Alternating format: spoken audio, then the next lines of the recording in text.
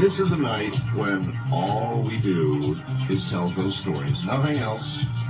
I know there's a world of things going on out there, but we don't do it on this night. We do one thing only, and we do it very well. We tell ghost stories, real ghost stories, and there's no lack of them ever.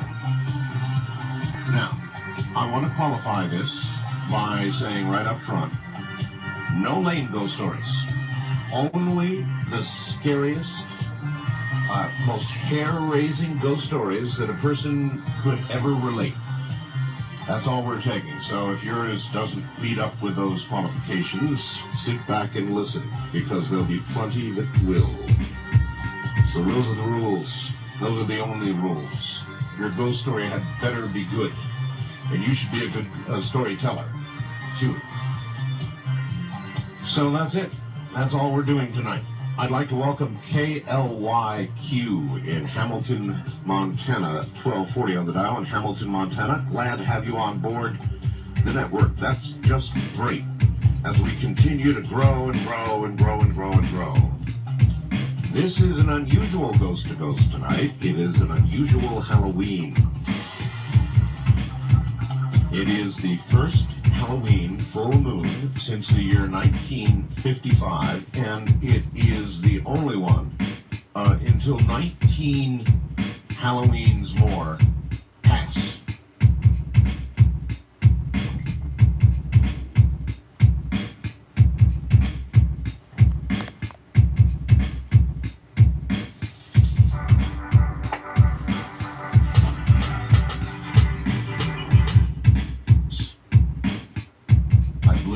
A blue moon, blue or not. It's the only full one since 55 and the only full one for 19 more years. So that's the agenda tonight. I've never had any doubt that ghosts are real. I know they're real after having... This is Coast to Coast AM, and I'm Art Bell. Back from the flu, sort of. And I say sort of because I've still got a temperature running around 100, but we've got a lot to do, so let's get down to it. A powerful earthquake, as you know by now, rocked the Northwest today, shattering windows, showering bricks into sidewalks, sending terrified crowds running into the streets of Seattle and Portland, Oregon. Despite the 6.8 magnitude damage and injuries were relatively minor, which experts attribute to the quake's death. About 75 people treated in hospitals in Seattle and Olympia. There was one fatality they're attributing to a heart attack. Still, the quake temporarily shut down the Seattle airport, knocked out power for hundreds of thousands of people, cracked the dome atop the state capitol in Olympia, and briefly trapped about 30 people atop the swaying Space Needle, 605 feet above the city. That must have been quite a ride for those folks. Let's get straight to it. We've got a number of people lined up to talk to you. First is Jim Berkland. You know Jim very well indeed. He was the county geologist for Santa Clara County for 20 years. As far as I know, back then, the only official county geologist. And I want to get a word or two from Jim about what happened today. Jim Berkland, hey, how you doing? We are. Well, this is pretty big news, and those that watch the website know that it was predicted by my site master, Will Fletcher.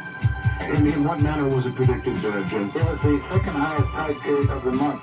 What I call a secondary window. I handled the primary windows, and he handled the secondary windows, which then constitute half of the time. But if you go back to the start of the year, we have had 7 major quakes, and 7 of 7 have been in a window. And chance would say, only half. And there have been 11 quakes of at least 6.6 counting today, and 10 of the 11 have been in the window, far exceeding any chance. Well, while the news officially here, the Associated Press, sort of seems to suggest there wasn't a lot of damage. I was watching CNN actually when the story broke, and I've watched the damage from the helicopters all day long, and the damage to me looks pretty damn bad. We're talking $1 billion, and I could believe it. $1 billion. Yeah, and they said only a few injured. Now it's up to 250 injured and 1 death. It's a lot more facts will come out as people see them. Why was this so damaging? Well, because it was so big and so close to town. The only fortunate thing is that it was 30 miles deep instead of 12 miles deep like the World Series quake was. If it had been 12 miles deep instead of 30, what would have been the difference? Maybe 1,000 deaths. 1,000 deaths. Yeah. And the magnitude measured at the epicenter then? Well, it's 6.8. We've heard everywhere. It started out at 6.2, 6.1. And No. I was asking a dummy question, and that was, if it was closer to the surface, would the magnitude measured have been greater? No, but the intensity would be greater. That's where the popular confusion is. Intensity is what happens to people and things. And, for example, intensity 5, small objects knocked over. Intensity 7, chimneys cracked and some toppled.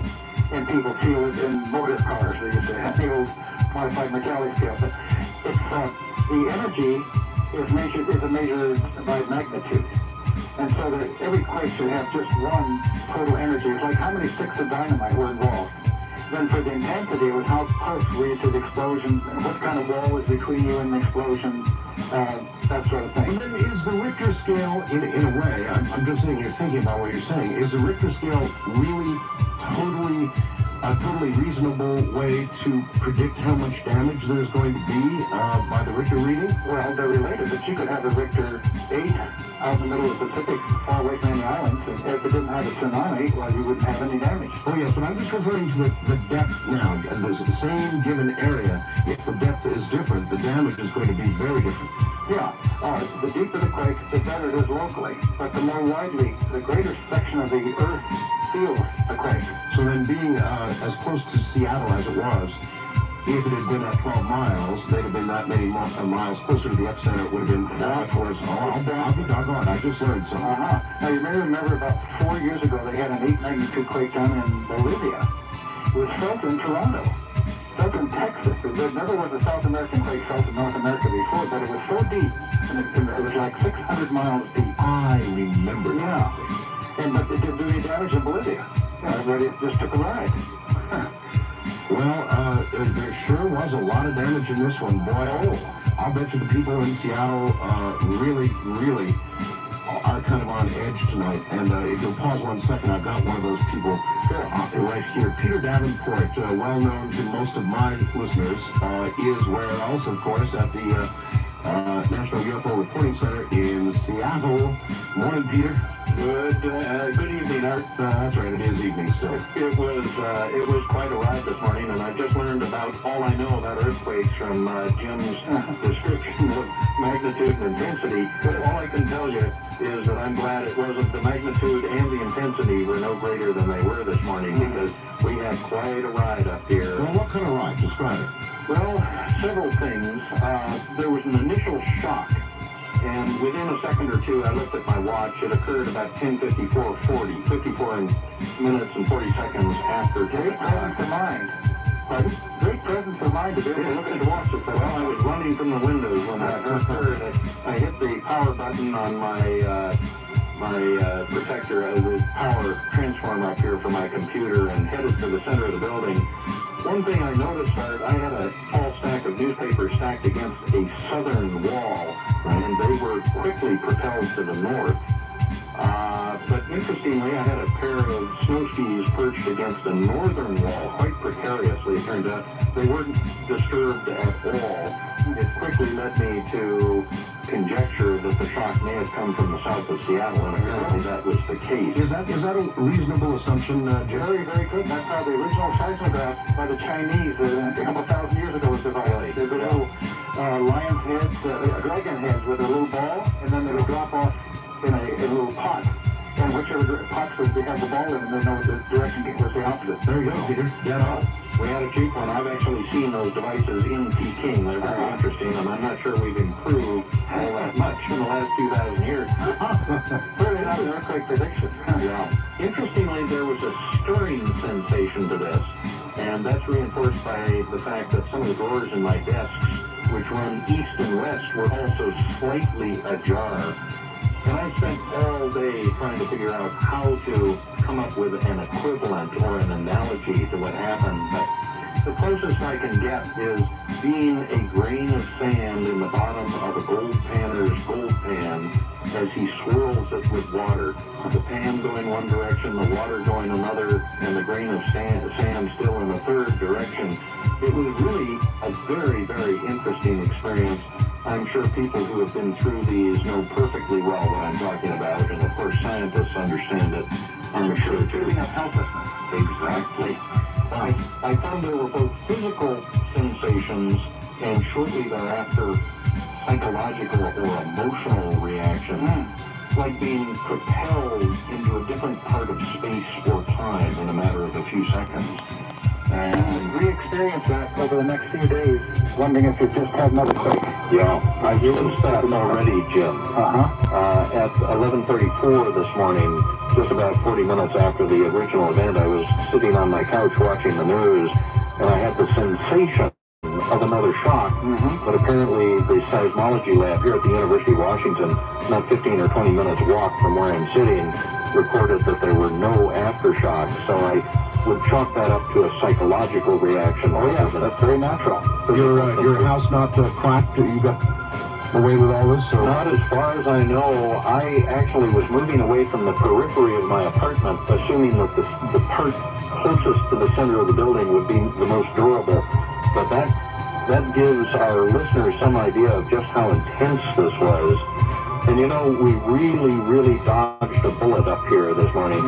The overseer to this planet chose to smile on Seattle this first day of Lent, I believe, because just 8 hours before this quake occurred, we had 50,000 or so young people in downtown Seattle engaging in all sorts of debauchery, and that was the heart of the area of the city where most of the damage occurred. You know what, Peter, my wife said, see, they did it. They didn't quit at midnight the way they were supposed to, and now look.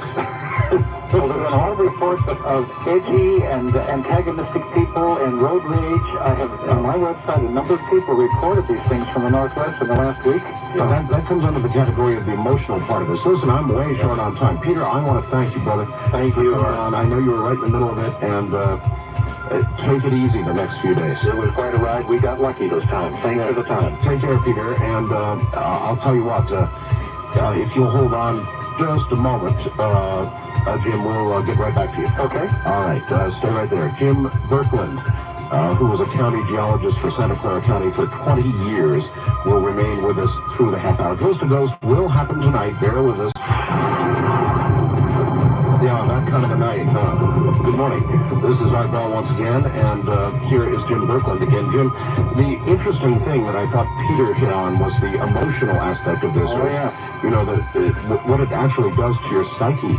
The earth moving under your feet is the most out-of-control feeling I've ever felt. We had a 7.3 here in the desert that really rocked and rolled us, so I know exactly what it feels like. Well, the world series quake of 7.1 is the only quake that ever frightened me. I wasn't too sure the county building was going to withstand it. And I had those same, what do you call them, Vietnam re-flashes, what do you call those things? Flashbacks. Flashbacks, yeah. Yeah, and they last for a long time. But there were also flashes ahead, and you mentioned when you talked to me earlier today about one you had, but here's a couple that I had. This is February 26th from Jeannie and Malty. Just returned to the vet with Mountain Man, her dog. A clean bill of health. This depression is not related to anything physical. Now I have to clean my bird cages tonight, and I'm dreading it. All of them are cranky, and I'm not looking forward to getting bitten. I'm experiencing right ear pain as I post right now and have had strange pains on the top of my head intermittently today. I don't usually get headaches with the top of my head, and every time I think it's going to really develop into something, it goes away. I honestly have a feeling something local is brewing. And then the next day, from Georgia, Digital Dave, the biggest something just hit me that I've ever experienced. It lasted at least 60, maybe 90 seconds, and happened at 04:01 Eastern Standard Time. In all seriousness, I could barely move while it was happening. I'm sending out an alert because if it is a quake, it's a really bad one. And I got about 10 responses to that by other people. Now, I have no idea what to attribute this predictive capability to. I don't have the slightest idea, but we are creatures like the ones that run around before earthquakes, you know, the little four-legged ones. Electromagnetic. Yeah, we're creatures too. That's right, coming back to that again. I've got something I want you to hear, so just take a listen to this. This was on my show, February 12th of 2001. In other words, what the hell's today? Let's see. Today is going into March 1st. And springtime approaches. So this wasn't right on the money, but this was as close as you're going to want to get. This is a caller to my show. This is why we took predictions on the air only. It was a caller to my show, 21201. Listen to this. West of the Rockies, you're on the air. Hello. Yeah, hi, Art. This is Reba calling from Caldwell. Hello, Reba. And I'm calling because my prediction is something that I've seen for the last 17 years, and that is that there will be a devastating earthquake. I know it will be Seattle area, but I believe it will be the entire West Coast. And this spring, and it will be in the morning on a bright, beautiful, sunshiny day. Wow. Anything that would be in the Seattle area and would affect the entire West, well, I don't know how much of Seattle would be left. I don't know either, but it's very alarming, and that's why I moved all the way to Caldwell. Caldwell, huh? Yep. And you think you would escape there? And I'm all the way up on the 3,500-foot level. So you honestly made a decision to leave the Seattle area because you were worried about an earthquake? I saw it vividly. I saw what happened to my mobile home. What did happen to it? It was destroyed. It was destroyed. And far more mobile pieces. it was flat. I mean, it went down a hill and it was flat. And the funny thing was that when they disconnected my mobile home from the foundation, yes. That very night there was a 5-point quake in Auburn. And my mobile home slid back and forth on the bricks, the bricks that are underneath it, the floors. Yes. Scared the living daylights out of us so bad we didn't spend the night in the house. But no, that is what I saw. And I've seen it over and over. And every time I see it, every year that goes by, it's like I'm closer to the leaves on the alder trees. And it's like I couldn't be any closer now than if I became the leaf. So, and I do believe that it's possible that Popo is involved in this. All I know is that, we will feel it all the way over here. Well, that might be enough for me. So, I think I'd probably, it was serious. myself. Yeah, it was serious enough that yes, I moved here 5 years ago, and I couldn't get out fast enough. And I made sure that I was up at the 3,500-foot level when I moved. And you now believe it to be very close? Oh yes. Oh, yes. Well, I'm sure all the people listening in Seattle are real happy to hear this. Well, I just think to be forewarned is to be forearmed. It is. It is. But I mean, if you have, a house you paid a lot of money for and have a big mortgage on and a job and the kids are in school and you're really involved in your community, it's not necessarily something you want to hear, but fair enough. Oh, I believe that the kids will be out of school by the time this happens, or at least I hope so. I do hope so. And I hope people take it serious. All right. Sleepless, I'm sure, in Seattle. Thank you. All right. There it was. How do you account for predictions like that? 20 years ago, I would have said, that's just coincidence. But I have become a believer. There are such things as psychic people. I've seen a number of these psychic predictions come true. And, that was so close. I know. Yeah. Just like these, on my website there, syzygyjob.com, people can see what people have been saying. So all the past messages are there. And the birds were going crazy, and nobody's ever going to remember syzygy.com. So we're getting a link up. If you would please, Keith, get a link up. Let me just tell you what happened. The last time there was a quake almost as strong. I mean, it was stronger than this. If they go back to 1949 on April 13th, the day after the eclipse of the moon, and the day after the closest approach of the moon for the month. So there's a very good seismic window. This earthquake caused heavy damage over a wide area in Washington and Oregon. 8 persons were killed, many were injured. Total damage was estimated about $25 million in 1949 dollars. At Olympia, nearly all large buildings were damaged and water and gas mains were broken. A half-mile section of a 300-foot cliff toppled into Puget Sound near Tacoma. Many towns reported toppled chimneys, cracked walls, and fallen plaster. Felt area extended eastward to western Montana and southward to Cape Blanco, Oregon, magnitude 7.1. Now, I understood this one was felt in Salt Lake City, which really is A long ways away. A long ways how away. deep it was, yeah. Jim, what is ahead? Is there anything else major that we should be watching out for anytime soon? This is a bad year. Having 7 magnitude 7s already, and in 1989 when we had the World Series quake, we only had 6 major quakes all year. And here's 2 months and we've had 7. But again, immediately ahead, Jim. Yes. March 7th through 14th is the next really good window. And I call it a seismic window. And again, I'm just getting out my newsletter tomorrow. It'll be in the mail. And I'm calling for another 3 to a 5.5 in the Seattle area. Yeah.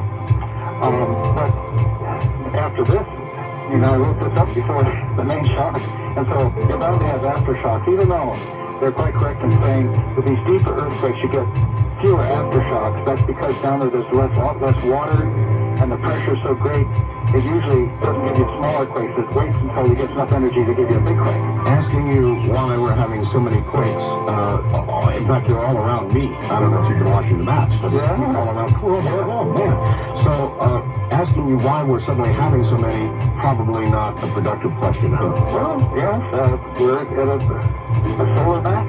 That's one thing. And if you took the greatest solar flares in the last 30 years, tied for 4th place were 2 in 1984 and in 1989, and both were within 2 days of the strongest 2 quakes in the Bay Area since 1911. All right, hold on to something strong, folks. How do people get your newsletter? Well, they can send me a sample. I'll send them a sample copy. If they send me a business-sized envelope with a couple of dollars in it, and I'll mail them a recent copy to the G. They must mail it to P.O. Box 1926, Glen Ellen, just like the line, 2 words, G-L-E-N, capital E-L-L-E-N, California, 95442. Okay, do it again real fast.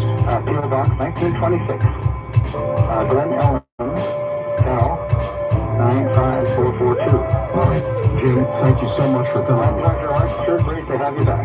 Thank you very much. Good night, Jim. That's Jim Brooklyn, who was the county geologist.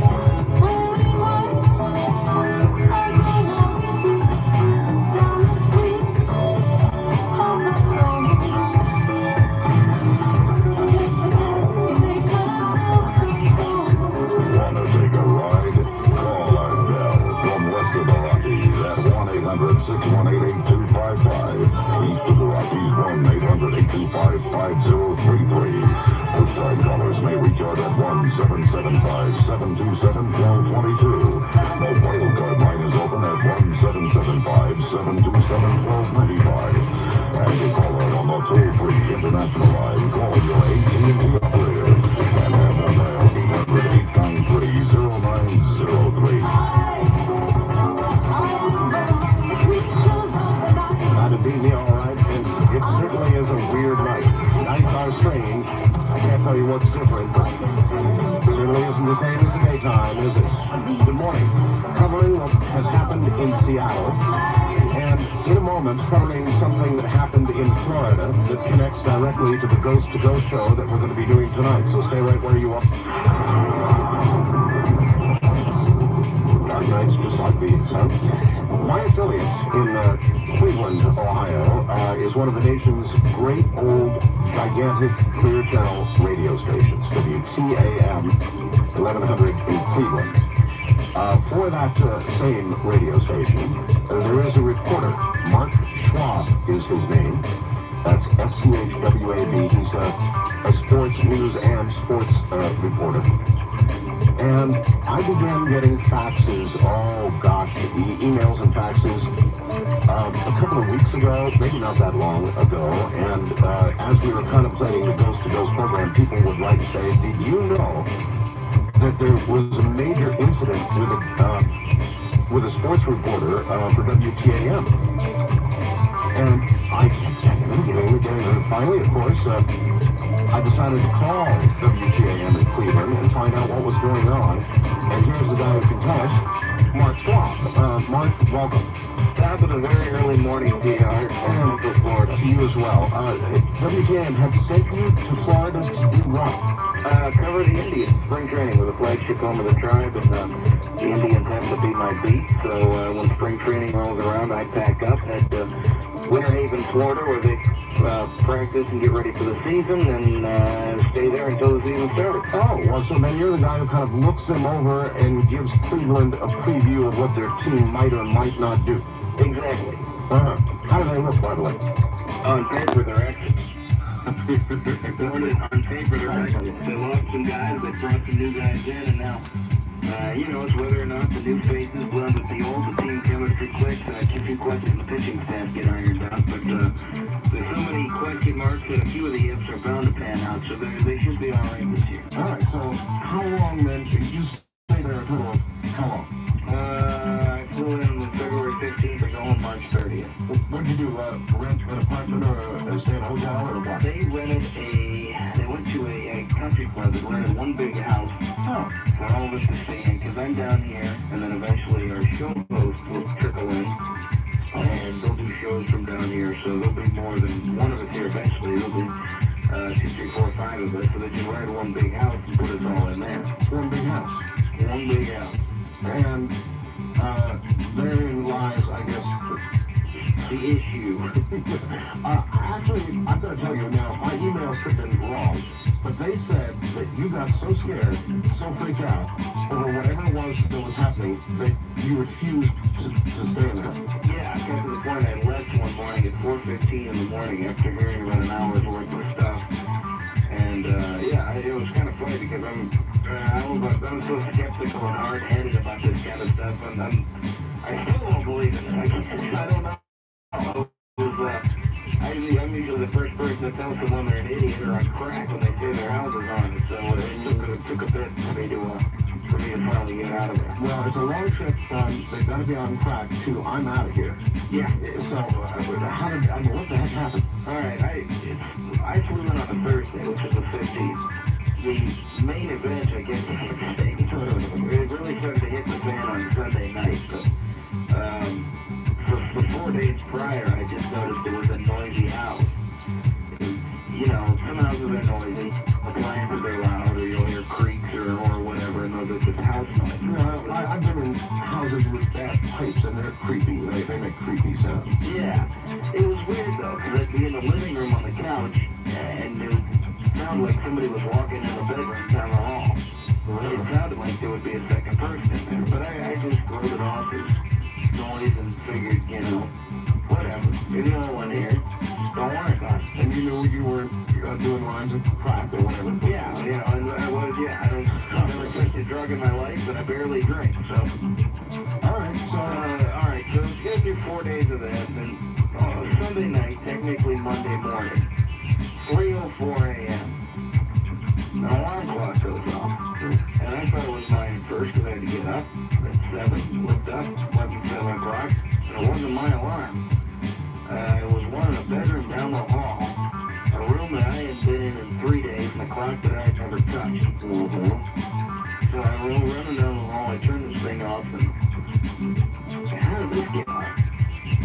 somebody maybe had broke into the place. So I looked over the place and nobody was in, the doors were still locked. I said, okay, I went back to bed, laying in there. And it driving me nuts. How did that clock get on? So I started hearing noise. Sounds like footsteps. Yeah, like somebody's walking in the living room or walking through a bedroom. I'm thinking, there is somebody in this place. But still, even at that point, a logical mind would say somebody's breaking in. Yeah. Or had you already gone past that? You knew nobody was in. I mean, where was your head at that? Well, at this point, I knew I had looked over and I didn't see anybody. But not really one to assume, oh, it must be a ghost. The logical explanation to me is there's got to be somebody in here and I just didn't see it. Sure. So I'm listening and I'm still hearing every once in a while it sounds like people walking around. And for about 10, 15 minutes of listening to this, from laying in my bed, I could see a little night light plugged in down the hall. And it's one of those really cheap night lights that you just plug right into the wall and there's a little bulb on it that lights up orange. Yeah, it must be like a half a candle power, and they've been around since like 1920. I know the one. Okay. So there's one out there. And all of a sudden it just goes off like the flashbulb of a camera. It goes off that bright. It gets dark. I'm thinking, what is that? And I figure, okay, bulb must have just been burning out. That was its last hurrah. That's why it's dark now. I still can't figure out why every once in a while I'm hearing footsteps. And then there's a sliding door next to the bed, and leading out to the pool. And I hear this next to the sliding door. And the porch isn't closed. Well, I knew it couldn't have been anybody in there. So I'm like, what's that? Well, that would have been enough for me right there. That would have been my limit. Oh, yeah? Yeah. Okay, so once I hear it switch, I had no idea what that was.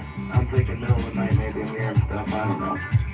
Well, I don't know, another 10, 15 minutes goes by, and it sounds like somebody, you know, it sounds like they put a glass of water down on the counter? Sure. Okay, got that sound from the bathroom down the hall. And I'm like, what? And this is now reassuring to me that somebody is in the house. Somebody has broken in, I'm convinced. And I still hear more footsteps every once in a while.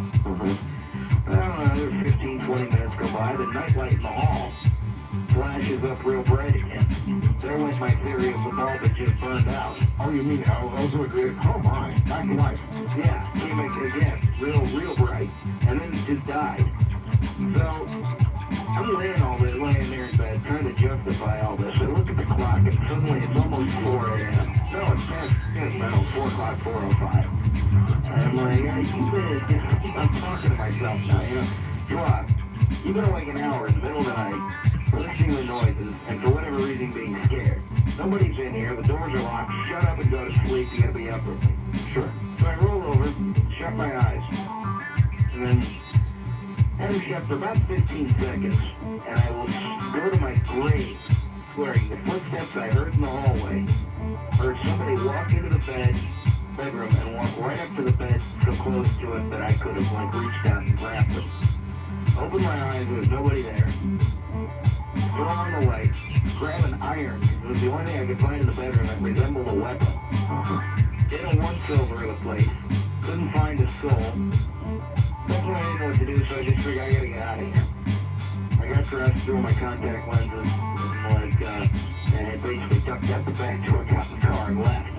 And went, what, to a motel or something? No, I went to a payphone. So I got about 4:10, 4:15, but time I got out of there, excuse me. Called my wife, just woke her up. She's like, hon, just bear with me for a minute, tell me if I'm crazy. So I relayed everything to her, and she's like, no, I would have got out of there a lot sooner than you did. Yeah, me too. So, I don't know what I did. Went and got a cup of coffee, called a couple people, called my minister. Your minister? Yeah. Oh, that's interesting. One friend of the family. And what did he say? He said, I relayed everything to him. He's like, yeah, sounds like you might have something in there. And as a Christian, you believe that they can't hurt you. they can scare you, but they can't harm you. So he told me that, and I already knew that anyway. He basically reassured me. So that got me enough gumption to at least go back in around 7 o'clock. And You went back? well, I had to go to work. Oh, I see. And I had to throw on a change of clothes, and my work bag was still there. So I went in for about 5 minutes and changed and got out of there. Nothing happened when I was back. One of the other phone calls I made was to my boss. I was going to say, Program director. Who is your program director? Ray Davis. Ray Davis. So you called Ray. I called Ray at home, and I'm like, Ray, you know me to be a pretty sane guy. He's like, yeah. So I told him everything, and he couldn't believe it. He believed me, but he didn't laugh at it, but he believed me. He's like, you gotta understand, this does sound kind of funny back at the farm. I'm like, yeah, I get that. So he knows this girl who's a paranormal expert, who apparently has been on our station before and done stuff with our station before. Her name was Mary Ann. So he called Mary Ann, and he said, she can find out just being on the phone with you whether or not they're in there, or if you're just crazy. I'm like, all right, great. Hopefully she'll tell me I'm crazy and I can just go on with life. And so he arranges it that at 3:10 that afternoon on our afternoon drive show, I'll be on with Mike, who was our show host, and Mary Ann will be on the phone too. So 3:10 rolls around, I go back to the house, not knowing what to expect. Everything was cool. I walked in, I didn't even throwing stuff at me. So I get on the phone, I recount my story to Mike, and everyone is listening. He thinks I'm half nuts, and then she starts to tell me what's up. She's like, well, I'll tell you this, where's the room with the twin beds? I'm like, I never told you I had twin beds. So, Did you tell anybody? no. No, okay. No, so she's like, well, what is in there? It's a female, and she's around 55. I'm like, oh, all right, great. No, that was a male, I'm sorry, it was 55. She said, I see like some kind of a split dresser with a mirror or something. Like, that's in the master bedroom. She's like, well, that's where the other one is. That's a female, around the same age. I'm like, okay. At this point, I'm like officially freaked out. And this is all on the air. This is on the air, which, by the way, was about the only thing keeping me sane through this afternoon. So, she tells me then that there's something on the sink like a bag. I said, yeah. At first I said no, and then I saw the bag, and she said, all right, she has moved. She is now there. And is there something like a bookshelf or maybe an entertainment center somewhere in their room? And there was an entertainment center with a TV in it. That was behind me. She's like, okay, he's moved. He's now there. Which would put them bookending me on each side of me by about 5 feet. So she's following them foot for foot around the house. Yeah. Oh, my. So, I'm like, look to my left, look to my right. I'm like, so there's one on each side of me. She said, yes. And apparently that made them aware that I was aware of them, because then the swishing sound, which she had told me earlier in the conversation, the swishing sound that I heard the night before was them moving. So the swishing sound, and then all of a sudden picked up. Just While you were on the air. while I'm on the air. Now, I had no windows open, no air conditioning on, no doors open. And for anyone that said, and I was trying to say at first, that's just a breeze. Still trying to convince myself that nothing was going on, but breezes don't turn corners. Breezes don't go straight, they don't go right. No, that's right. So, it was picking up. They're flying all over the place. Oh, my God. So I'm on the air with them, and I'm kind of, and Mike will be talking to Mary Ann, and so what are they going to do? Are they going to come after one? And I would occasionally be like, hey, they're moving again, here's what's going on. And I was on with Mike for about an hour. A full hour. A full hour of this stuff. Right. I was on hold and ready to hang up during our 4 o'clock newscast, which would have been around the clock, top of the hour, been an hour. And all of a sudden I hear a water faucet in the bathroom down the hall, just like starting to run a little bit of water. Nobody else is in the house? Nobody else is in the house. And then I start hearing all this splashing. Now I'm trying to think what the heck that is. And then it hits me. The pool was behind me. And nobody was in the pool. The pool was enclosed. Nobody could have got into it. I didn't have a neighbor nearby with kids in a pool. All this splashing and stuff going on. I'm like, great. They're swimming. Yeah, they're swimming. Wonderful. So, I packed up. They told me they were sending me what are called smudge sticks. which I guess is like an incense that bothers the ghost. Oh, to hell with that. Get out of the house. Well, I did for now. And I got out. They were telling me, my boss told me they had overnighted them to me. So I hung up, left, spent the night in a hotel. Wait a minute. Your boss thought you were supposed to take, he was ordering you to take the smudge sticks and go back to the house? The next day. I don't think so. Well, I ended up doing it. Very well. I'm on the air with them. My wife hears me. She's gone, freaked out. She flies down. Spends the night with me in the hotel. Come back the next day with her smudge sticks. We light these things up. We're going through the house, and as we're putting them in each room, we could feel the ghost or whatever taking all past me out of the room. Oh my God. Holy mackerel. So, bottom line, you rid the house of them with the smudge sticks? You know what? I guess they knocked them out because we put them in every room. And then I called Mary Ann back, the paranormal expert, and I said, all right, so what's going on? She's like, well, one's in the bedroom and it's pretty well knocked out. That's her. And the guy's out in the garage and he's not doing so well either. I'm like, all right, great. So they were hammered or drunk, stoned, whatever you want to call them. I don't know. Probably pissed off. Well, yeah. And you know what? Enjoy. So I took that opportunity to pack up all my stuff, got out of there, and haven't been back since. And when you told your boss you weren't going back, I mean, that's it. I'm out of there. Well, yeah, at first we didn't know because fortunately the folks at the country club place were nice enough to believe us, and they just got us a new house. But at first we didn't know if that was going to be the case. So you had to tell them this whole story and get them to believe you? Yeah, and fortunately they believed us, and then we sent them a cassette of the hour I was on with Mike and the paranormal girl, and that might have helped convince them anyway. So they got us a new house, but it was up for a couple days. We didn't know what we were going to do. I spent 2 nights in a hotel, and my boss was like, well, you just might have to keep using these smudge sticks every 2-3 days, or if somebody come in and bless the house. I'm like, no, I am not staying there. Enough is enough, right? Well, yeah, they also paged me. That was the other thing. When I got into the house, when I checked in that Thursday, 5 minutes after I had been there, my pager went off.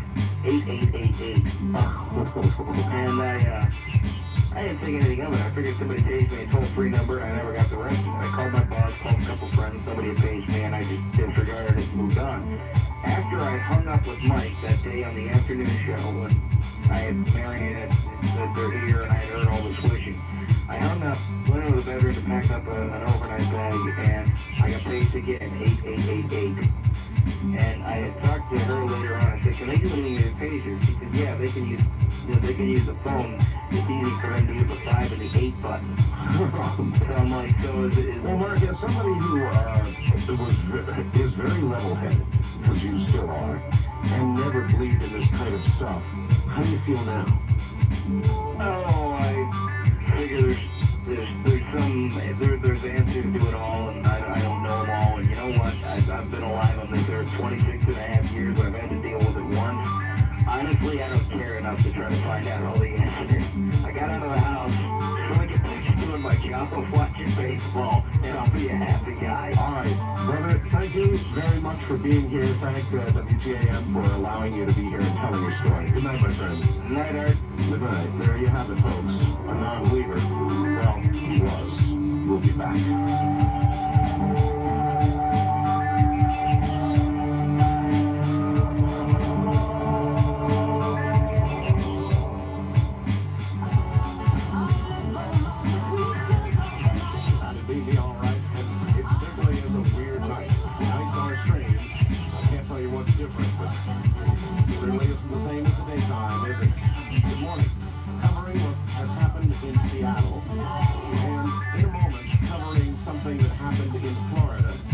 Directly to the Ghost to Ghost show that we're going to be doing tonight, so stay right where you are.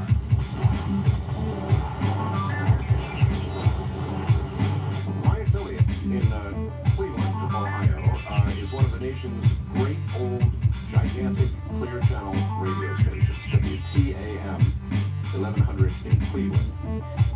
For that same radio station, there is a reporter, Mark Schwab is his name. That's SCHWAB. He's a sports news and sports reporter. And I began to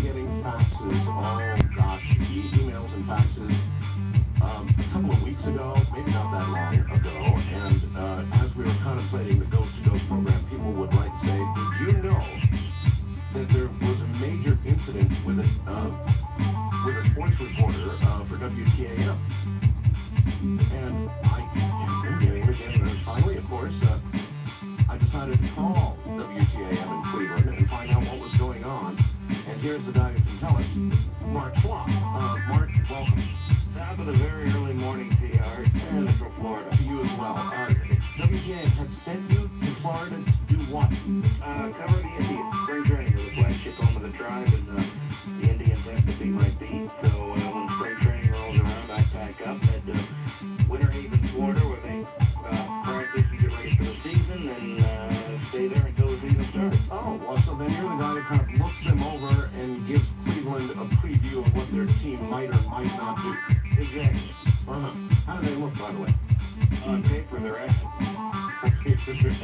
On paper, they're excellent. They lost some guys, they brought some new guys in, and now, it's whether or not the new faces blend with the old, the team chemistry clicks, and two questions the pitching staff get ironed out, but there's so many question marks, and a few of the ifs I found to pan out, so they should be all right this year. All right, so how long then? You stay there a total of how long? I flew in on February 15th, I go home March 30th. Well, what did you do, rent an apartment or stay in a hotel or what? They went to a country club and rented one big house for all of us to stay in, because I'm down here, and then eventually our show hosts will trickle in, and they'll do shows from down here, so there'll be more than one of us here eventually. There'll be 2, 3, 4, 5 of us, so they just rented one big house and put us all in there. One big house. One big house. And therein lies, I guess, The issue. actually, I've got to tell you now, my emails have been wrong, but they said that you got so scared, so freaked out over whatever it was that was happening that you refused to stay in the house. Yeah, it got to the point I left one morning at 4:15 in the morning after hearing about an hour's worth of stuff. And, it was kind of funny because I'm so skeptical and hard-headed about this kind of stuff. I still don't believe in it. I guess, I don't know. It was, I'm usually the first person to tell someone they're an idiot or on crack when they say their house is haunted. So it took a bit for me to finally get out of there. Well, it's a long trip from they've got to be on track to I'm out of here. Yeah. So, what the heck happened? All right, I flew in on a Thursday, which is the 15th. The main event, I guess, it really started to hit the fan on Sunday night. But for 4 days prior, I just noticed it was a noisy house. Some houses are noisy, appliances are loud, or you'll hear creaks or whatever, and those are just house noise. Yeah, I've been in houses with bad pipes, and they're creepy. They make creepy sounds. Yeah. It was weird, though, because I'd be in the living room on the couch, and it would sound like somebody was walking in the bedroom down the hall. It sounded like there would be a second person there, but I just wrote it off as noise and figured, whatever. You're the only one here. Don't worry about it. And you knew you were doing lines of crack or whatever. Yeah, I was, I've never touched a drug in my life, and I barely drink, so. All right, So it's going to be 4 days of that, and Sunday night, technically Monday morning, 3:04 a.m. An alarm clock goes off, and I thought it was mine first, because I had to get up at 7, looked up, it wasn't 7 o'clock, it wasn't my alarm. It was one in a bedroom down the hall, a room that I had been in 3 days, and a clock that I had never touched. So I roll running down the hall, I turn this thing off, and how did this get off? I thought somebody maybe had broke into the place. So I looked over the place, and nobody was in, the doors were still locked. Okay, I went back to bed. Wait a minute. It's driving me nuts. How did that clock get on? So I started hearing noise. Sounds like footsteps. Yeah, like somebody's walking in the living room or walking through a bedroom. I'm thinking, there is somebody. But still, even at that point, a logical mind would say somebody's breaking in. Yeah. Or had you already gone past that and you knew nobody was in? I mean, where was your head at that? At this point, I knew I had looked over and I didn't see anybody. But not really one to assume, it must be a ghost. Now, the logical explanation to me is there's got to be somebody in here and I just didn't see him. Sure. So I'm listening. I'm still hearing every once in a while it sounds like people walking around. And for about 10, 15 minutes of listening to this, from laying in my bed, see a little night light plugged in down the hall. And it's one of those really cheap night lights that you plug right into the wall, and there's a little bulb on it that lights up orange. Yes. Must be like a half a candle power, and they've been around since like 1920. I know the one. Okay. So there's one out there. And all of a sudden it just goes off like the flash bulb in the camera. It goes off that bright. It's dark. I'm thinking, what is that? And I figure, okay, bulb must have just been burning out. That was its last hurrah. Right. That's why it's dark now. But I still can't figure out why every once in a while I'm hearing footsteps. And then there's a sliding door next to the bed. And leading out to the pool. And I hear this. That's the sliding door. And the porch isn't closed. So I know it couldn't have been anybody in there. So I'm like, what the? Yeah, that would have been enough for me right there. That would have been my limit. Oh, yeah? Yeah.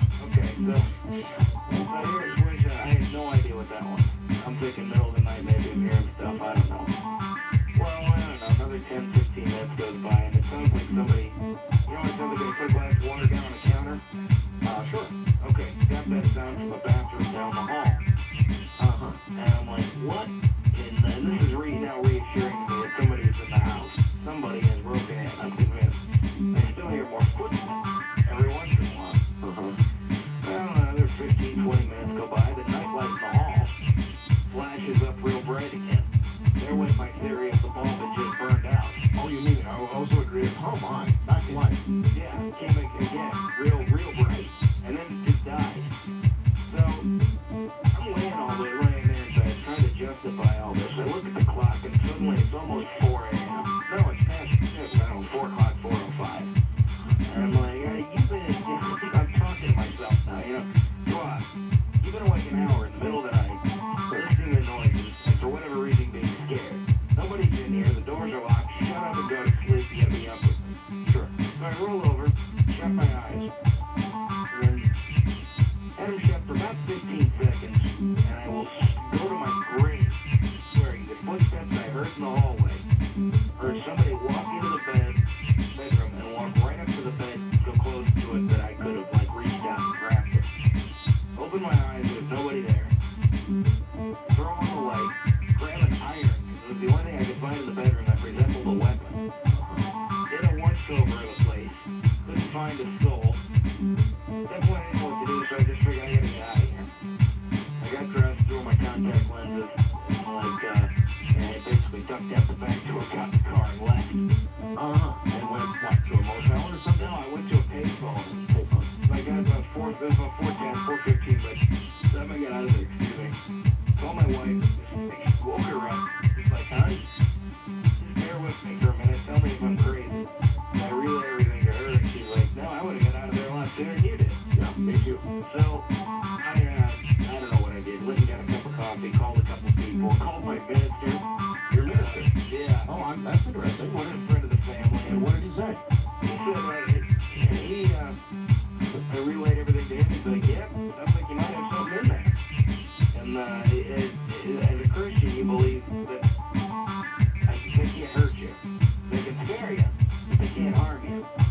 So he told me that, and I already knew that anyway. He basically reassured me. So that got me enough gumption to at least go back in around 7 o'clock. And You went back? well, I had to go to work. Oh, I see. And I had to throw on a change of clothes, and my work bag was still. So I went in for about 5 minutes and changed and got out of there. Nothing happened when I was back. One of the other phone calls that I made was to my boss. I was going to say, Program director. who is your program director? Ray Davis.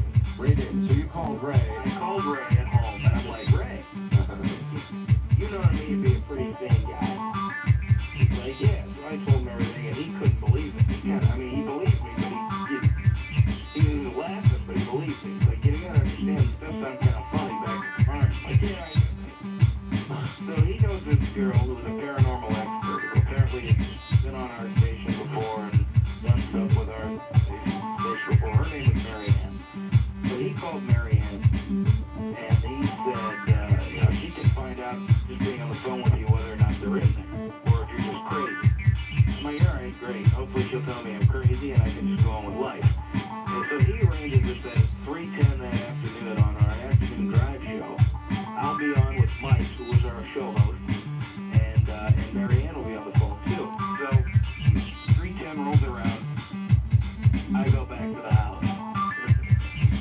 not knowing what to expect.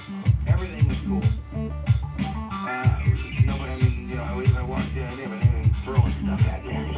So I get on the phone, I recount my story to Mike, and everyone is listening. He thinks I'm half nuts, and then she starts telling me what's up. She's like, well, I'll tell you this, where's the room with the twin beds? I'm like, I never told you I had twin beds. So, Did you tell anybody? no. No, okay. No, so she's like, well, one is in there. It's a female. She's around 55. I'm like, oh, all right, great. No, that was a male. I'm sorry, that was 55. She says, I see like some kind of a split dresser with a mirror or something. I'm guessing the master bedroom. She's like, well, that's where the other one is. That's a female. Around the same age. I'm like, okay. At this point, I'm like officially freaked out. And this is all on the air. This is on the air, which, by the way, was about the only thing keeping me sane through this afternoon. So, she tells me then there's something on the thing like a bag. I said, yeah. At first I said no, and then I saw the bag, and she said, all right, she has moved.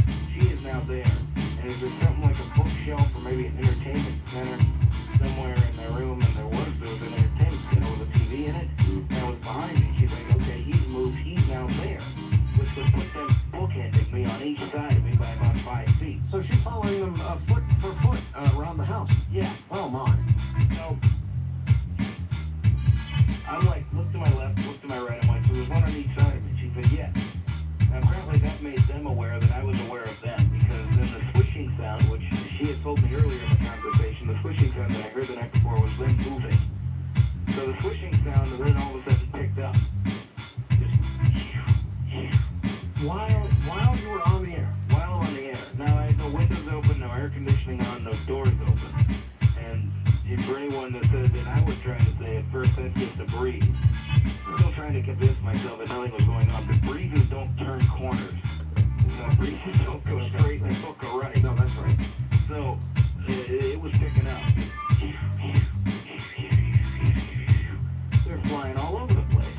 Oh, my God. So I'm on the air with them, and I'm kind of, and Mike would be talking to Mary Ann saying, so what are they going to do? Are they going to come after one? And I would occasionally be like, hey, they're moving again, here's what's going on. And I was on with Mike for about an hour. a full hour of A full hour of this stuff. Right. I was on hold and ready to hang up during our 4 o'clock newscast, which would have been around the clock, not the hour, been an hour. And all of a sudden I hear a water faucet in the bathroom down the hall, just like start to run a little bit of water. Nobody else is in the house? Nobody else is in the house. And then I start hearing all this splashing. Splashing. And I'm trying to think what the heck that is. And then it hits me. The pool was behind me. And nobody was in the pool. The pool was enclosed. Nobody could have got into it. I didn't have a neighbor nearby with kids in a pool. All this splashing and stuff going on. I'm like, great. They're swimming. Yeah, they're swimming. Wonderful. So, I packed up. They told me they were sending me what are called smudge sticks, which I guess is like an incense that bothers the ghost.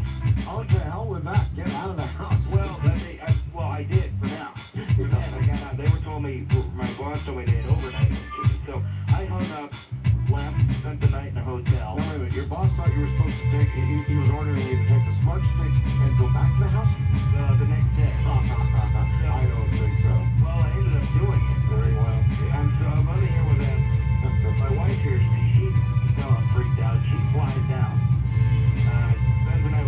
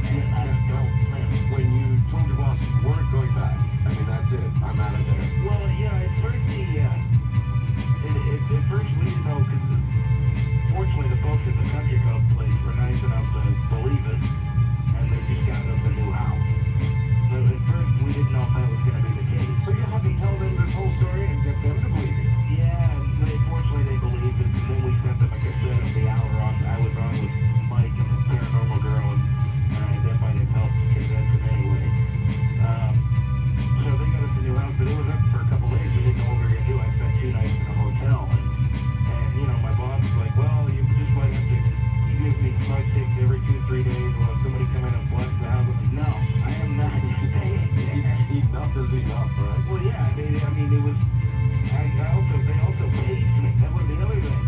When I got into the house, when I checked in that Thursday, 5 minutes after I had been there, my pager went off. 8888. And I didn't think anything of it. I figured somebody paged me a toll-free number, and I never got the rest. I called my boss, called a couple friends, nobody had paged me, and I just disregarded it and moved on. After I hung up with Mike that day on the afternoon show, when I had Marianne and they're here, and I had heard all this wishing, I hung up, went over to the bedroom to pack up an overnight bag, and I got paged again, 8888. And I had talked to her later on. I said, can they do any of your pages? She said, yeah, they can use the phone. It's easy for them to use the 5 and the 8 button. So I'm like, so is Well, Mark, as somebody who is very level-headed, because you still are, and never believed in this kind of stuff, how do you feel now? oh, I figure there's answers to it all, and I don't know them all. And you know what? I've been alive on this earth 26 and a half years. I've had to deal with it once. Honestly, I don't care enough to try to find out all the answers. I got out of the house so I could back to doing my job of watching baseball, and I'll be a happy guy. All right, brother, thank you very much for being here. Thank WTAM for allowing you to be here and telling your story. Good night, my friend. Good night, Art. Good night. There you have it, folks. A non-believer. Well, he was. We'll be back.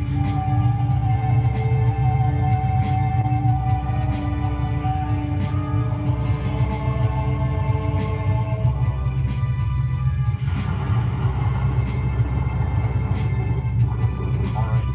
That certainly is appropriate for tonight, isn't it?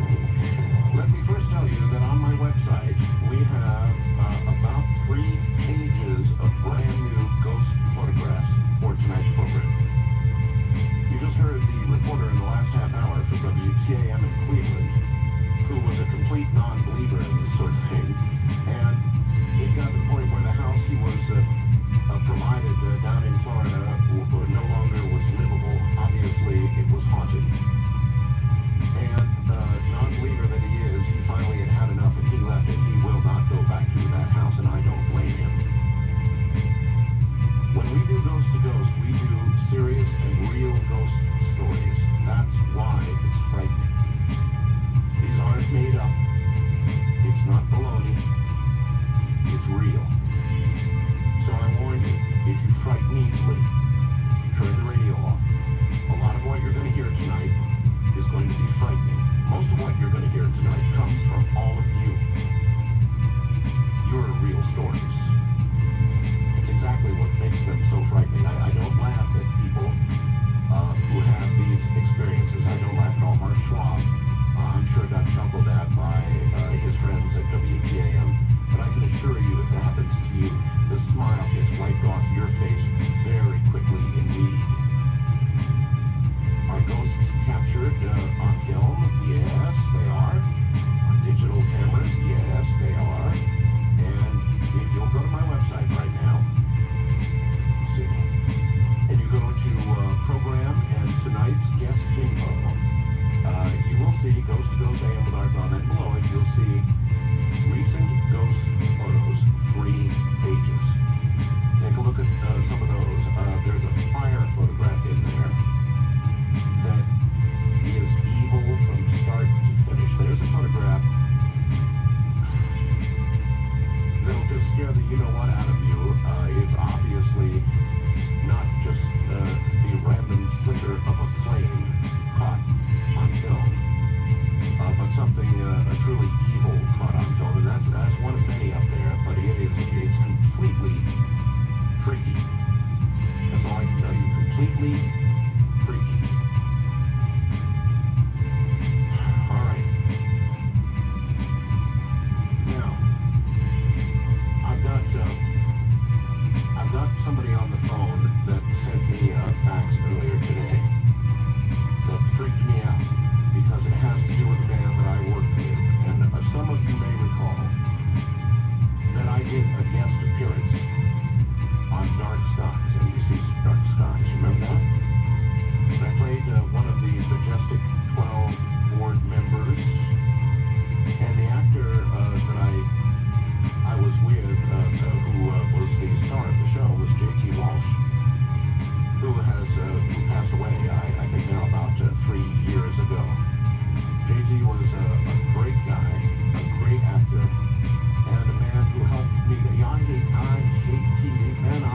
television. I ward off TV like some people ward off evil.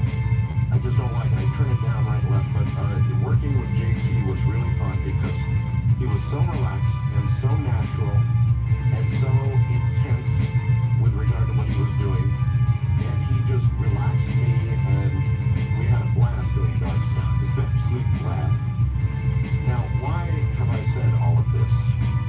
Well, there's a reason. It's the man who sent me the facts. His name is Todd. Todd, welcome to the program. Hi, Art. Hi there. I know that you're coming on here tentatively, and that you weren't even sure you wanted to do this, right? Yeah, that's true, Art. The only reason I'm coming on tentatively, I guess, is because I guess I'm not worried about myself. I just wanted to thank and respect the family of JT. His son is a good friend of mine, and yeah, so it's an intimate thing. So I was a little bit tentative, but I thought, JT was a big fan of yours, of your show, and of this type of subject. Apparently so. Now, I didn't really know that. I mean, I knew the show that JT was doing, but you put some details in the facts that surprised me. I had no idea JT was apparently into the unusual, but he wasn't he? Now, you were in JT's house. Why were you in his house? Well, his son, as I mentioned, is a good friend of mine.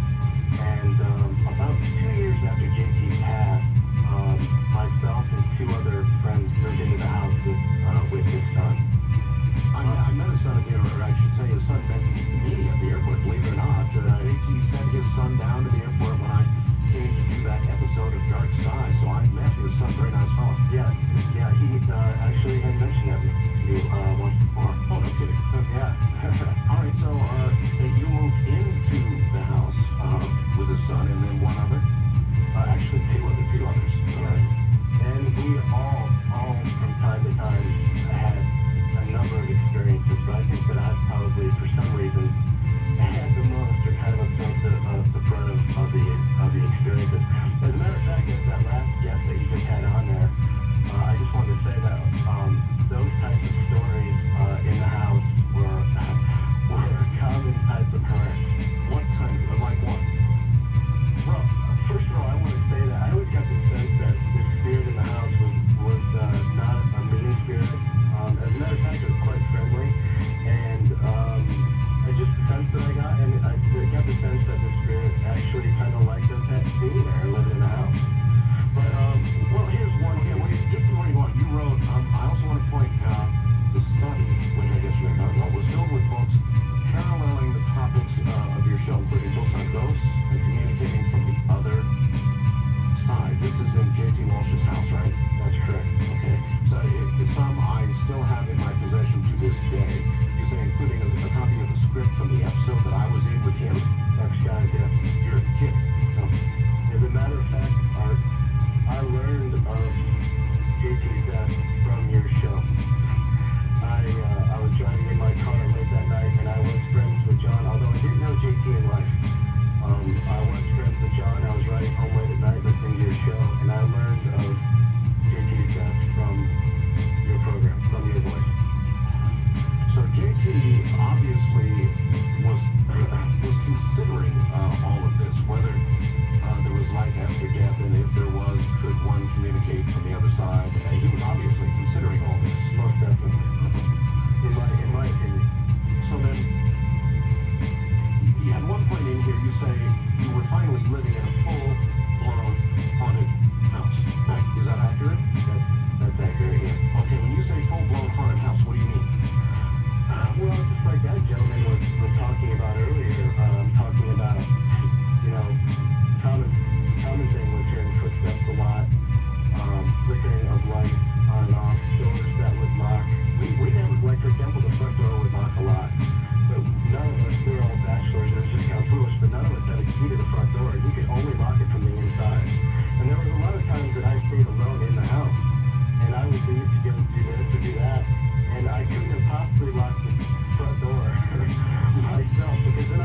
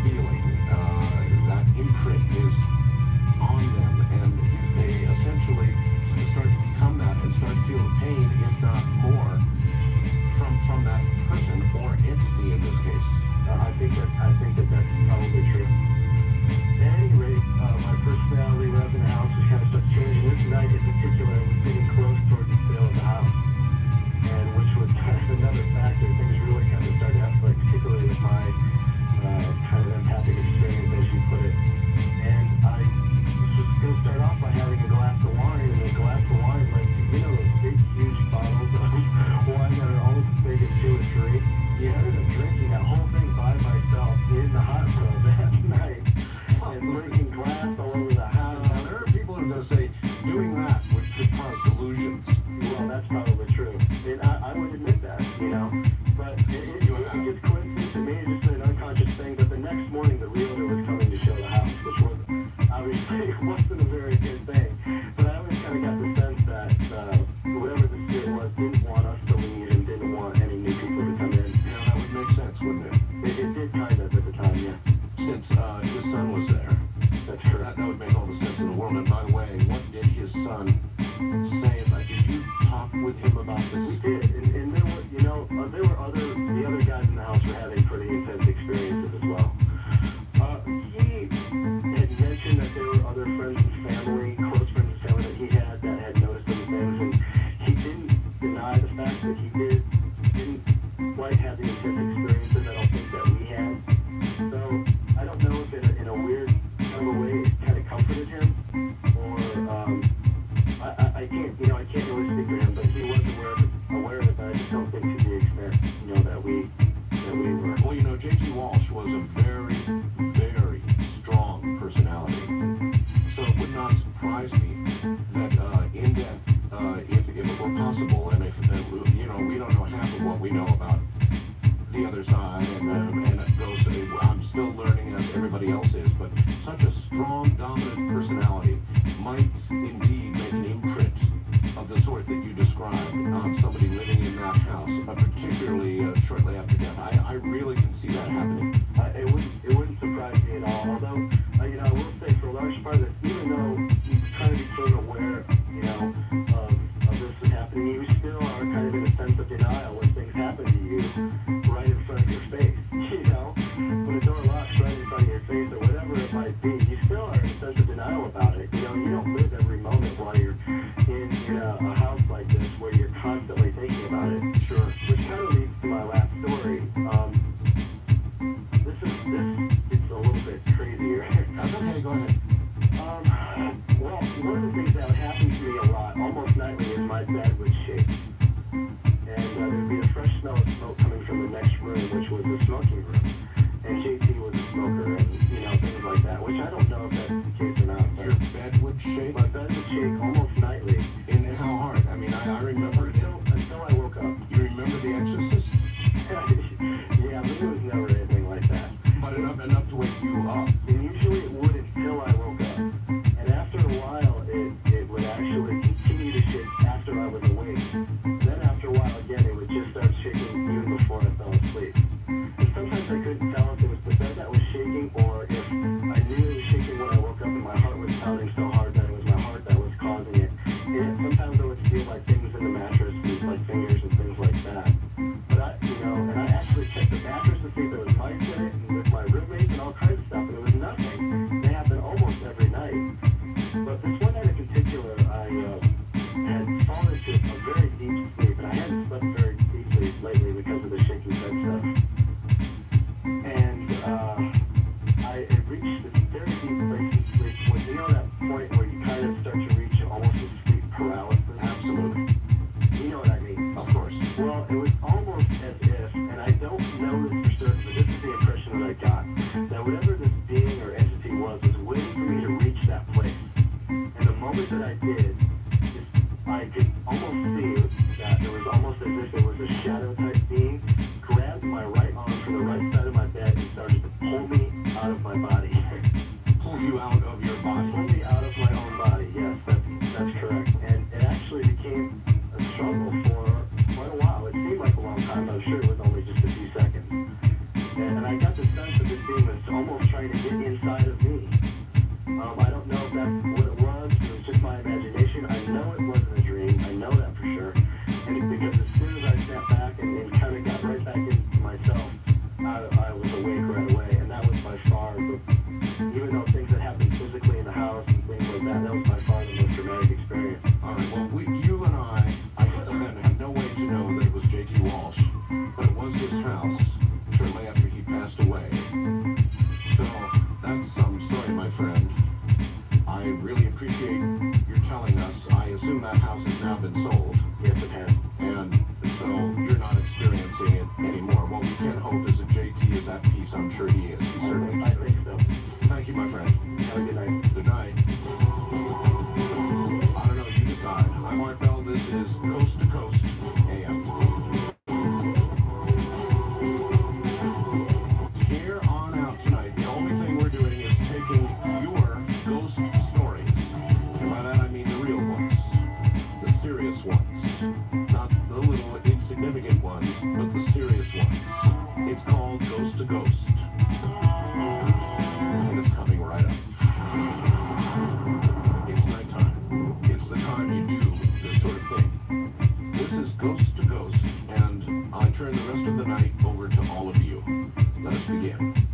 On the first time caller line, you're on the air. Good morning. Hello? Hello? Art, Yes. how's it going? Fine. Where are you? I'm in Ellensburg, Ellensburg, Washington. Washington, where I felt the quake. I was could be the next question. Yeah, you did. All right. Well, I have several stories of the same type. I'll tell you one. Just give me your best shot. The most recent, I was asleep in my girlfriend's place, and I had a bad cough. And so during the night while I was coughing, I talked a lot during my mouth, and I felt 4 taps on my shoulder. I was asleep with the cough drop in my mouth. You're not supposed to do that anyway. Right. Cough drop in your mouth. Right. It was the only way I could sleep. Right. And they were such heavy taps that I woke my girlfriend and asked her, you know, did you have to hit me like that, you know? Yep. And it just made sense that I thought it was her telling me I had a cough drop in my mouth. But it, you know, it was such a serious physical touch that there could be no way that it was anything else than her. Only it was. No, what? Yes, it was something other than her. Oh, yes, yeah. So, I thought so. And those are my other stories. so what do you think had a hold of you? I don't know. I don't know if it was ethereal or just paranormal or I don't know. I have no idea. Maybe it's something that wanted you to go somewhere. Or not go somewhere. Or not go somewhere. By, you know, not choking.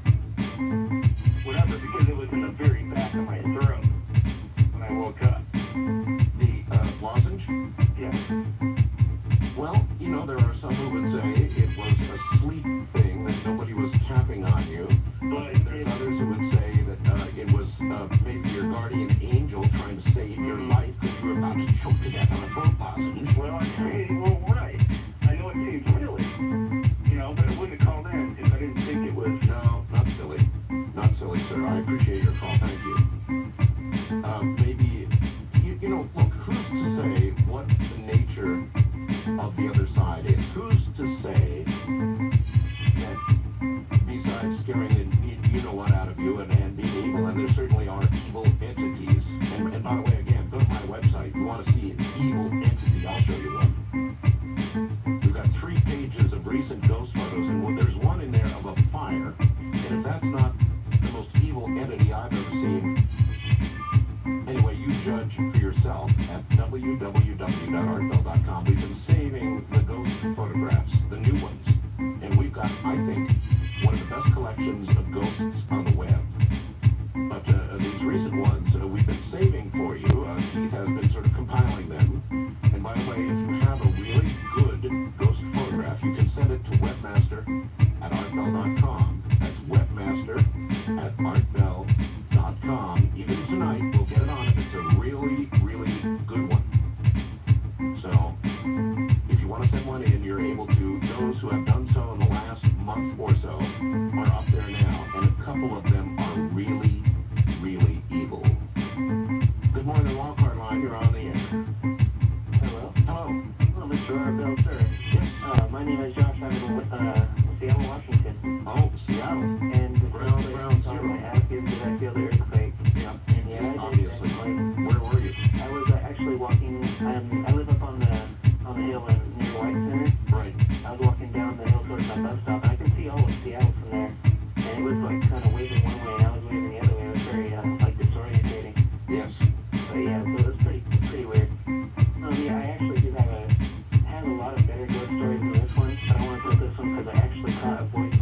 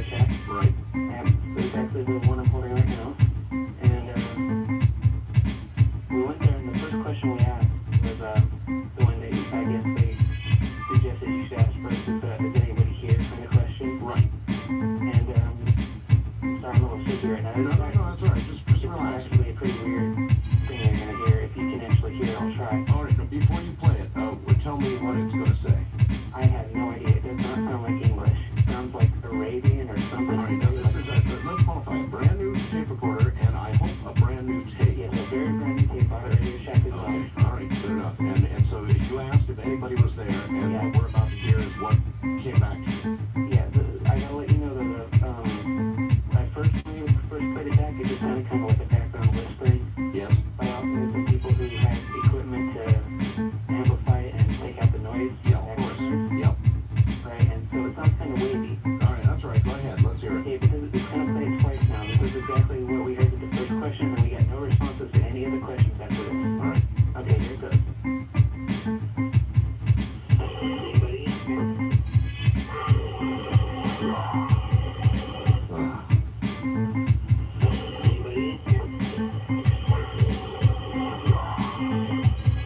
Oh, man. Okay, now did you hear that? Oh, yes, I heard that. Too Okay, good, isn't too that good. amazing? Yes, that's amazing. Oh, my God. I'm not going to say for sure that this is totally genuine. It did go out of my hands for a couple minutes, but as far as I can tell, this is totally genuine. Yes, but before you had it analyzed for the noise, or to try to filter out the noise, which is a common thing to do in audio, you obviously heard something on the tape, or you would not have given it to somebody to analyze. Yeah, it just sounded kind of a whisper, kind of like kind of thing. I'm not. But it didn't answer anything like that after any of our other questions, like what is your name or anything like that. And I actually ended up living at this place a little while later because I needed some roommates. And I did actually witness some dishes flying off of a kitchen counter when we were talking something about tarot cards, and I said something about they're not evil, and then these dishes went flying off the counter. Do me a favor. Next time you're in the house, instead of asking, is there anybody here, try this question. Want to take a ride? Oh boy, yeah, I just might. Yeah, and good luck to you, and thank you very much for the story and the tape, too. Oh, my goodness. Now, the young man had a tape recorder and a blank tape and caught that. Now, you tell me, what was that? What did we hear? I think we heard something from the other side. I think we heard something from an entity. Could we understand it? No. But the way it sounded, I'm not sure we would want to understand it. And I was kind of joking about asking anything further because if I got that kind of answer, I know the GIS folks do this kind of thing every day. But there's no way in the world that I would have proceeded past getting that answer. East of the Rockies, you're on the air. Hi. Mark, Yes. how you doing? Bob from Philadelphia? Yes. Hi, Bob. Okay, this is not a real long story, but it's a little complicated. My father was a dentist. He purchased a house to put his practice in back in the early 1940s. I was born in 41. As a child, I went to the house while it was being renovated, Yes, sir.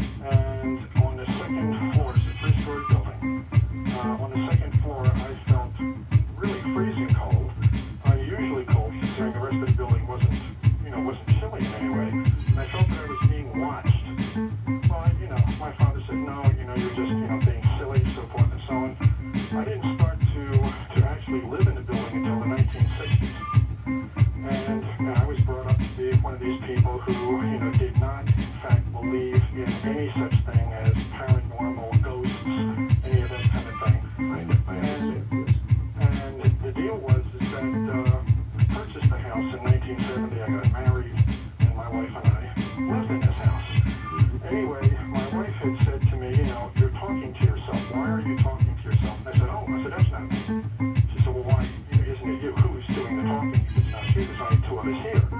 And I said, turn on the water. I happened to be in the bathroom at the time, which is a pretty good sized room. I said, turn on the water in a sink. And she turned it on. I said, can you hear these voices better? Yeah. I said, turn on the tub. And then there was an electric space heater in there. Well, anyway, we turned everything on. And the louder the background noise became, the louder the voices became, until she was able to recognize that it was a man and a woman arguing. So, at any rate, we had problems with items that were missing or moved, like photos, magazines, tools. And I decided, since I was a commercial photographer, that what I would do is that I would try and see if there was any way to take a picture of whatever this was. I had purchased, you know what Heathkit is, right, or was? I built more Heath kits than I can tell you. Yeah, so I have a closet full of those. That was electronics manufacturer, folks, of all ham gear and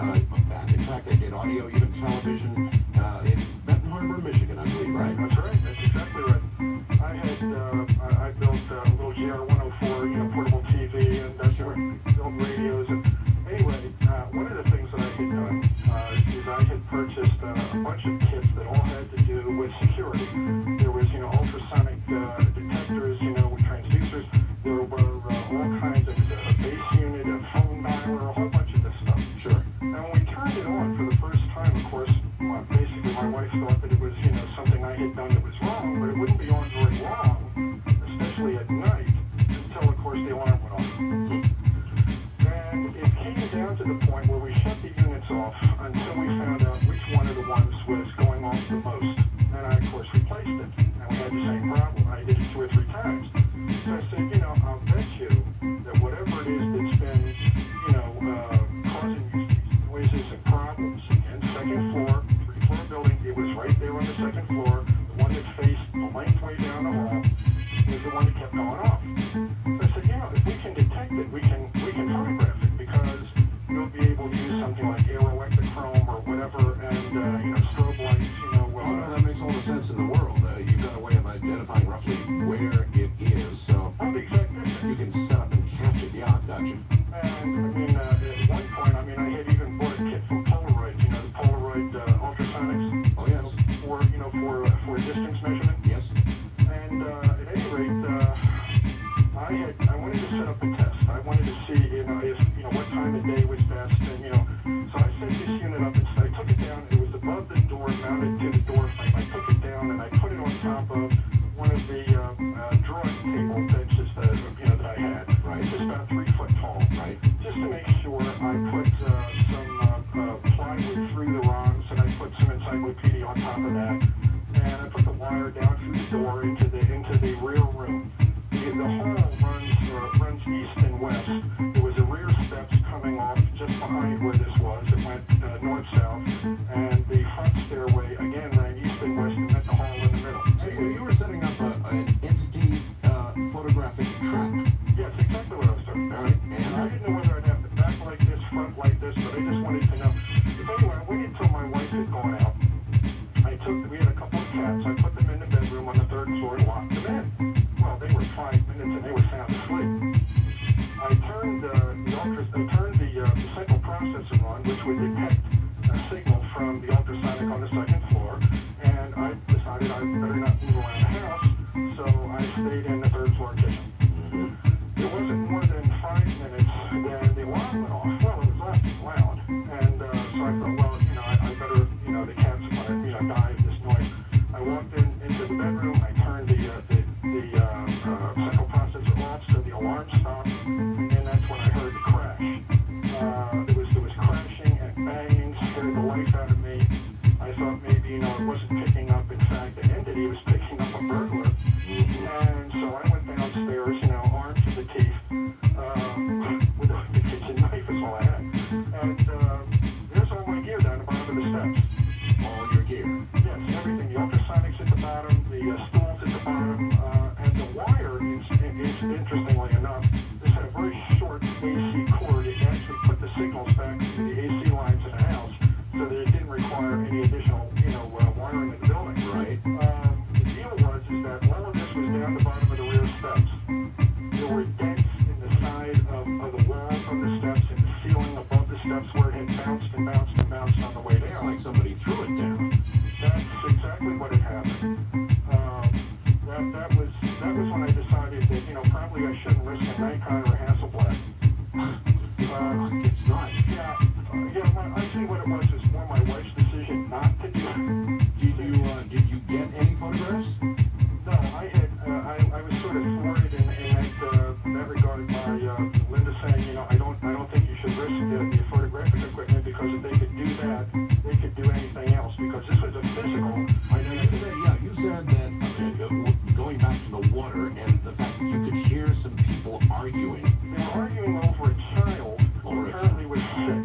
All right, so you had a battling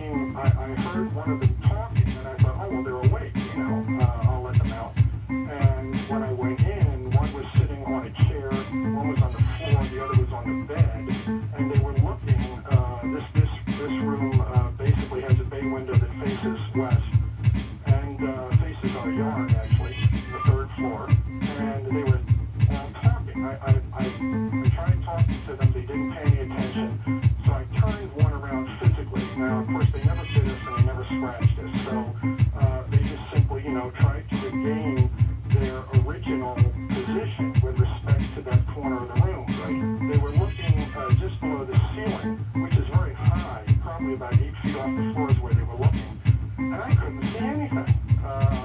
So I went over and I opened up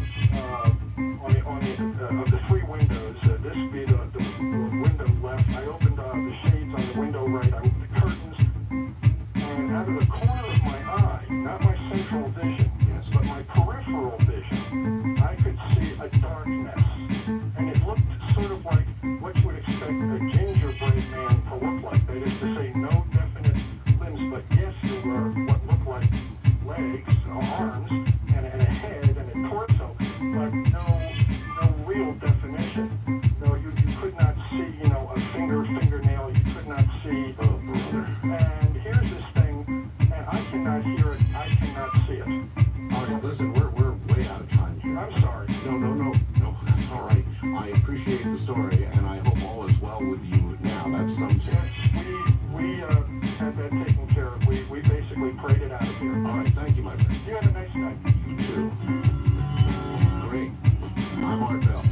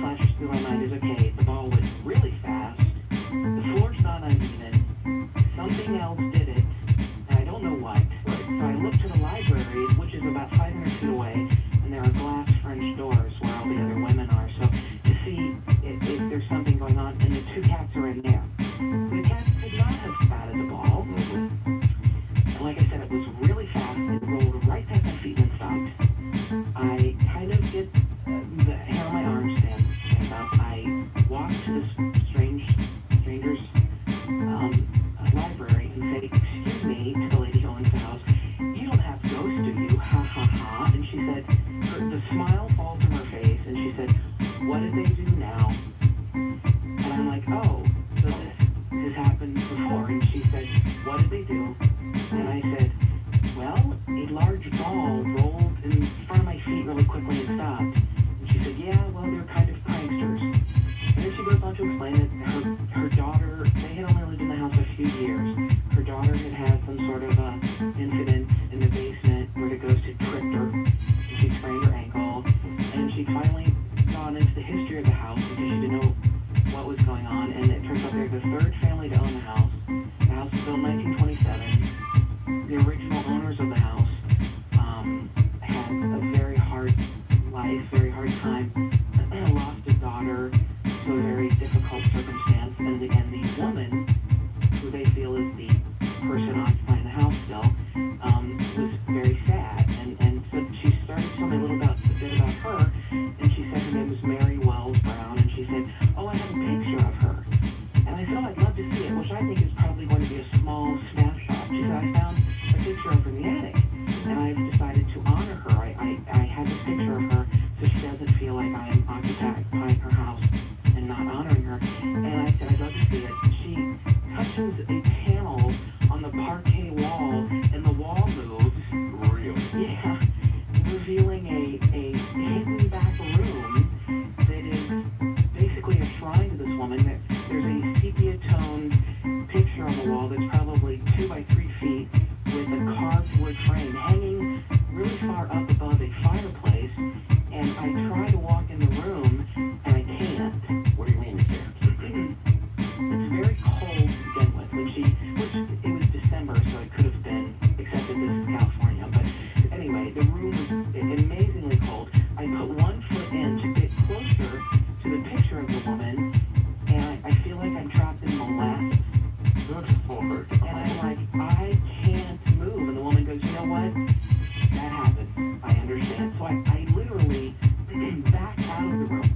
I can't even, I'm not even in control of myself enough to turn around and move. I can only back my foot out of the room to get back into the library again because I can't go in that room.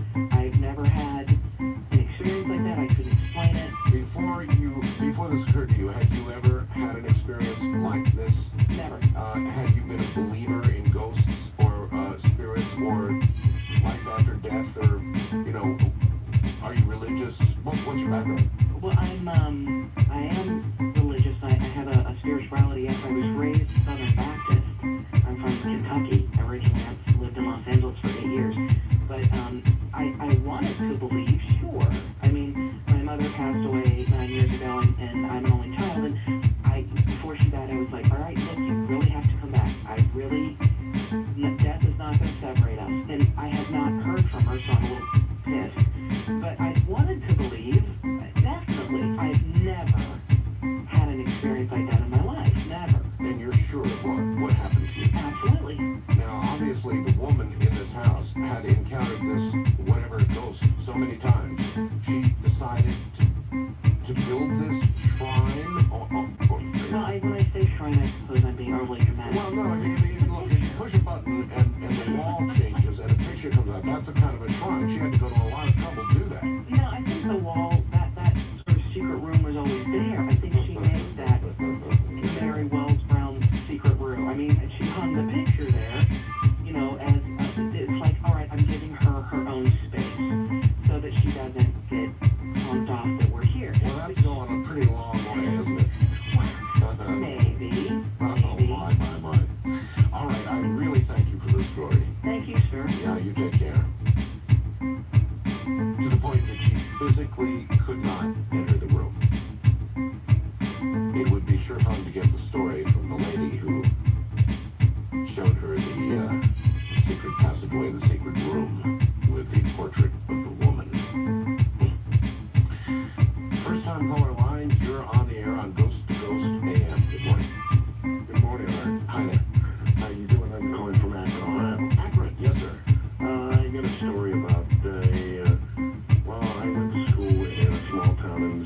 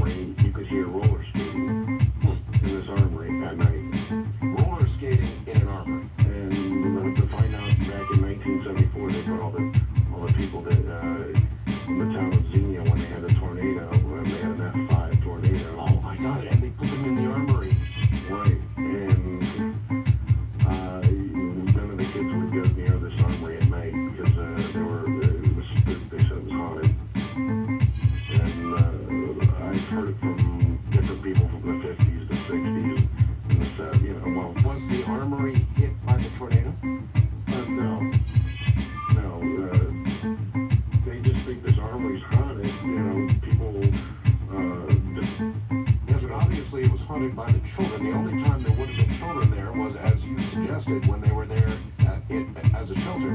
Right. So that brings up the specter of hauntings by the living, or the fact that some living person was there. This might not be a person who's yet passed away, and yet the echo of those people remains. It's kind of weird. And you could plainly hear it sounds just like someone roller skating. No, I got you. No, I understand. Thank you very much. Thank you very much. And that's the other thing that I think I wanted to really bring up tonight, and that is, lately we've been hearing stories of apparent hauntings from people who are still alive. Now, what does that say? Does that say that our spirits are one in life and in death, and that we're capable of having that spirit remain in a certain place, doing a certain thing, even though we still live as when we die? I don't know. It's fascinating. Wildcard line, you're on the air. Hi. Hello? Hello? Lucas, Yes? yes, how you doing tonight? I'm fine. Where are you? Yeah, this is Dean in Tampa, Florida. Hi, Dean. Yeah, the last time we spoke actually for Ghost to Ghost, we had mentioned a story about a young lady named Clarity. Oh, I remember the Clarity story, yes. Yes, sir. I don't know if you want me to update the newer listeners, or it was quite a story, but I actually had an experience last year after telling that story that it kind of connects the two. All right, I don't know whether you ought to, if there's a way you can rush through the Clarity story. Oh, trust me, I'll make it brief, sir. All right, so, Basically, about 14 years ago, moved down to Denton. I moved down to Grapevine, Texas. I went to a party with a friend of mine, met a very nice young lady by the name of Clarity. I'd always taken the same route back home to Grapevine, but for some reason that night, when I took her home, who supposedly she lived pretty close to where I lived in Grapevine, wound up getting lost and wound up driving actually north to Oklahoma. So on the way there, we kind of took a right turn and wound up in Denton, Texas that night, and the lady told me that she used to live there, and she told me she kind of directed me around inside Denton, Texas, and we wound up in an apartment building. And she said she had some friends there, so I thought we were going to have to get a telephone or something like that, try to find some directions home. Well, suddenly we get out of the car, and there's a big hill on the left-hand side there. She goes, let's go over the hill, I want to show you something. I said, okay, I'm kind of curious. About 3 in the morning, really pretty girls, so I'm pretty much up for anything right now. you're thinking, I'm gonna get lucky. Exactly. I've got you. Yeah, it was tricks of light and shadow, so I figured no problem. So we went over the hill, and suddenly I'm looking at a graveyard, and I've never been one to be doing the graveyard for fun type thing, but kind of up for anything at this point. So you're thinking she's really a fox. Let's Exactly. At this point, I'm pretty much fighting my truck over, so I'm like, no problem. So we're walking in, and there's a really huge stone gate, and on the right-hand side, it almost looked like it had been hit by a tornado or something like that. It was just demolished. Oh, I didn't really say much about it because she kind of wandered in, and we were looking around, and suddenly I'm standing there, and it's an extremely dead still Texas night, and there's a full moon out, and I love full moons, and I'm looking up at the full moon, and she's standing behind me, and suddenly to the left of me, I see 7 white birds. They're all connected by the wing, and they're just floating up towards the moon, and I'm like, really, I'm watching this thinking, this is totally beautiful. I'm just, I'm in awe. And suddenly from behind me, she starts speaking about Bible prophecy and about the 7 birds that will return her home. And as I'm looking up at the moon, and I'm looking at the birds, and I'm listening to her talk about the prophecy of the 7 birds and the returning home. As the word home trails off, sir, I look around, and suddenly she's gone. I would say probably at that point you were thinking, not so lucky. No, definitely sobriety has challenged me 100%. I'm fully glad. Let me get this moment again. She began talking as the 7 birds were flying. It was beautiful, full moon. She started talking about Bible prophecy. Right. And the next second? As the word home, as she's saying return home, trails off, and I look around, and I turn exactly where she was standing. She is completely gone. I do a hard target search of the place, so it's still legitimate. I'm not going to bail on her. Yeah, I'm looking hard, I'm looking low, and I'm thinking, well, maybe she just went, returned home, or maybe went to a friend's house. Well, as I find out later, she truly did return home. Because about 2 years later, I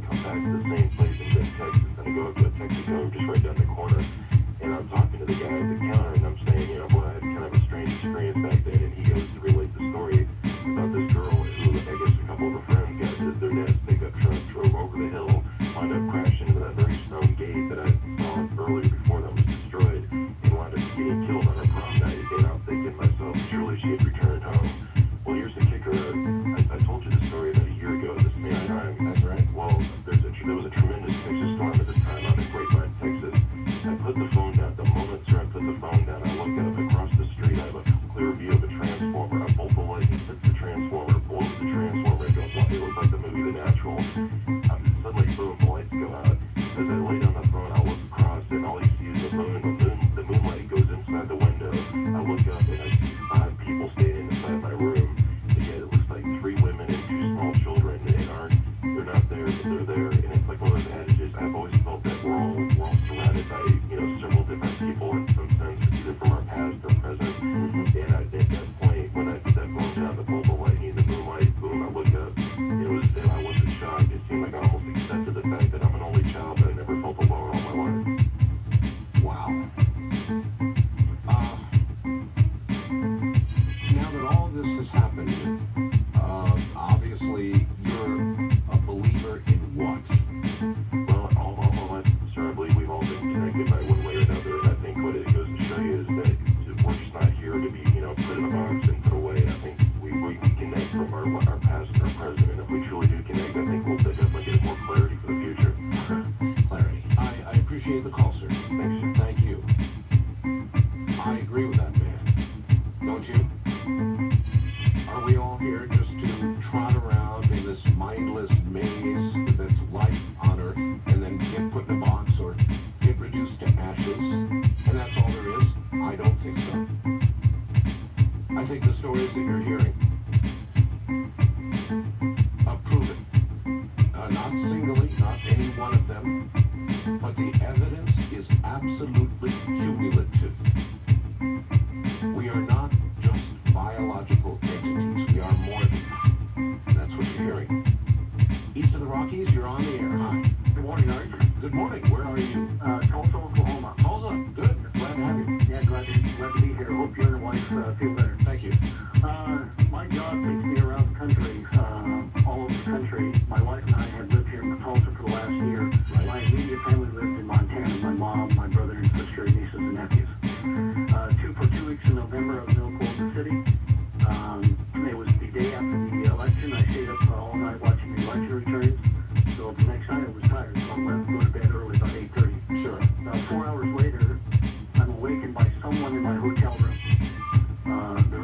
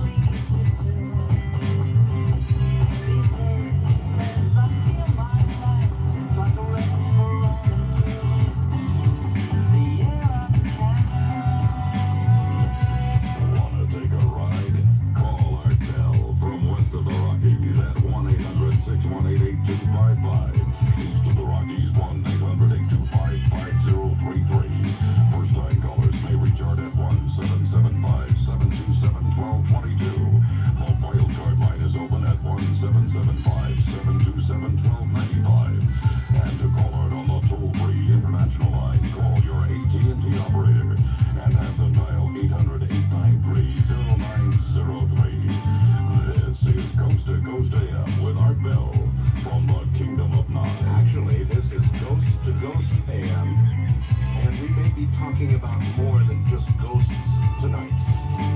We'll continue with your stories in a moment. It's going to be quite a night, I absolutely guarantee. It already has been. By the way, next hour we're going to be concentrating on evil entities or ghosts, whatever it is you want to call them, the negative side.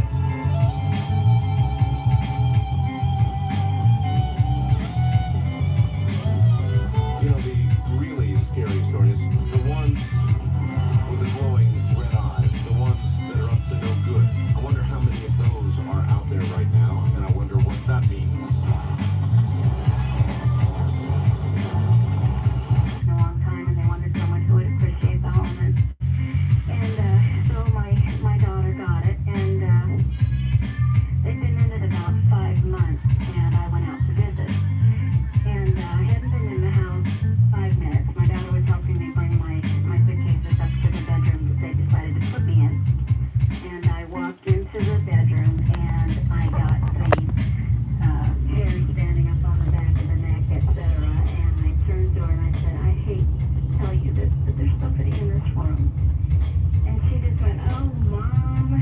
She said, you know, I told her husband when they had moved in and I got the story then. Oh, no, you can feel it. I mean, you said the hair on the back of your neck stood up. Yeah. You absolutely can feel it. I've had that happen to me, and you're never wrong. No, I know it. If the hair on the back of your neck stands up, Yeah. something happening.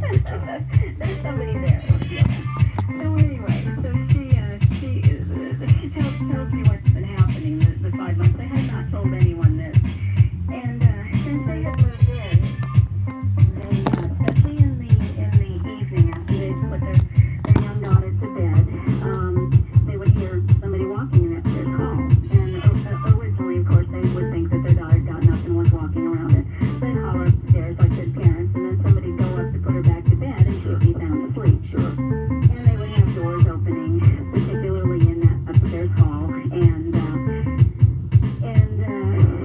things like that going on. And so they wondered, and she knew, because I sense these things, she knew that I'd know if there was somebody actually in the house. And so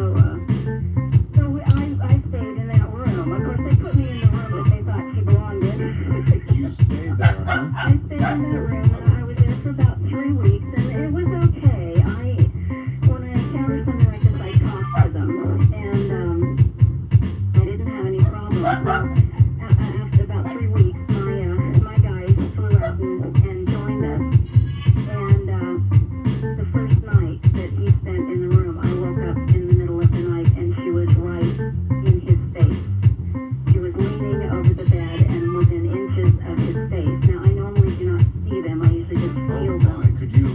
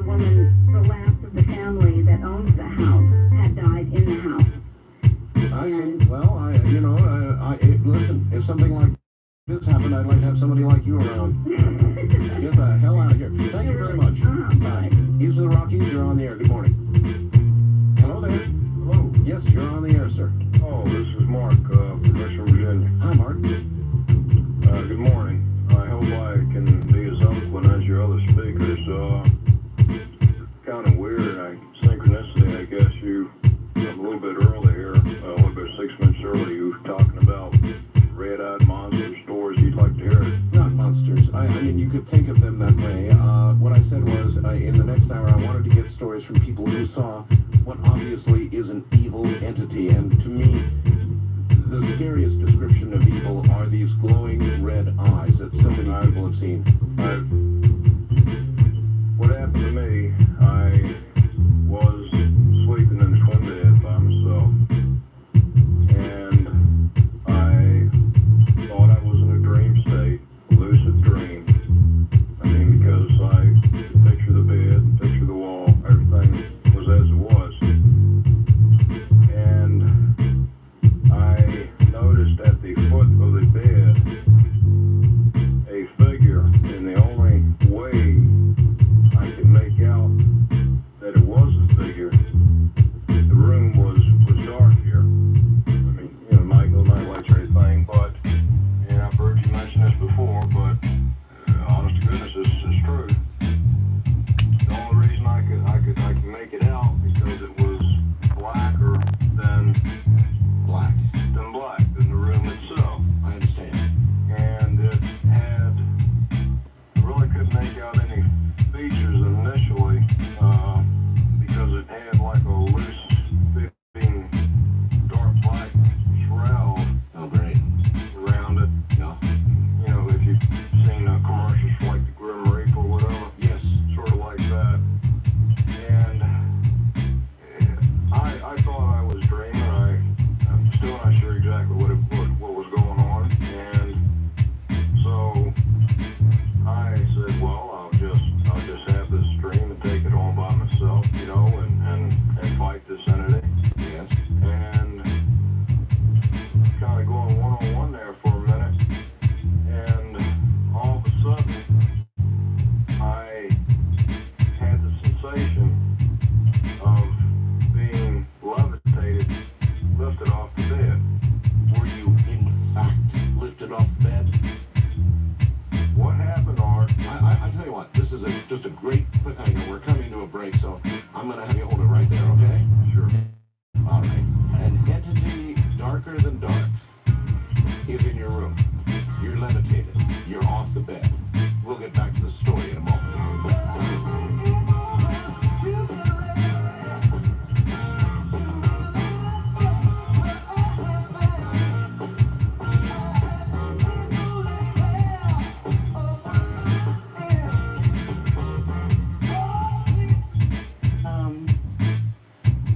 She doesn't remember me. Oh, what else? Anyway. But then I finally, I wasn't planning on interviewing someone that night. I finally said, are you the one that dropped the water on me? And? The answer was yes. One of the things was that he said that he was trying to get to the other side and needed help. It came out that he and I had come from the East Coast in another life. All right, so the tears then were a kind of a plea to help, a plea for help to get to the other side, right? To get me to go to that meeting. Yeah, you go to the right. But the ultimate plea, though, was to help that entity go through. Right. Okay, I think I've got it. Thank you. Tears from nowhere. That entity wanted help to get to the other side. Which means that entities are trapped here. Obviously, then, for a period of time. Ranging from, no doubt, almost a non-existent amount of time to forever. First time caller line, you're on the air. Hi. Hi, this is Elizabeth in Medford. Hi, Elizabeth. Hello, you'll have to pardon me, I'm starting to get the Bluetooth, so if I sound funny, that's why. I have a story about I guess you'd have to say malevolent spirit that caused people to get physically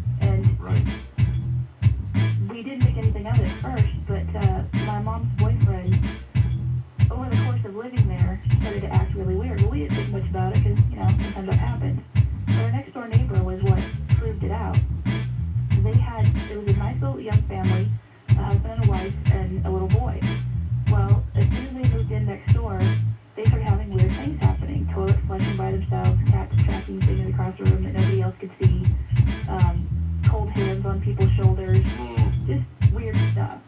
But nothing you could put your finger on, really. And then their little boy got sick with something that couldn't get diagnosed. At first they thought he had anything from leukemia to cat scratch fever.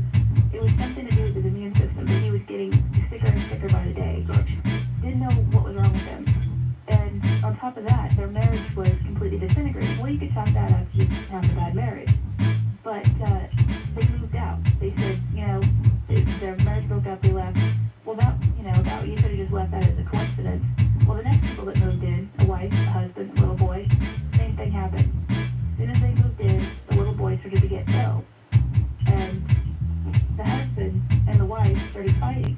Well, she was a bit more open-minded, and we had talked to her. My mom was open to ghost stories and things like that, and had told her about the previous couple.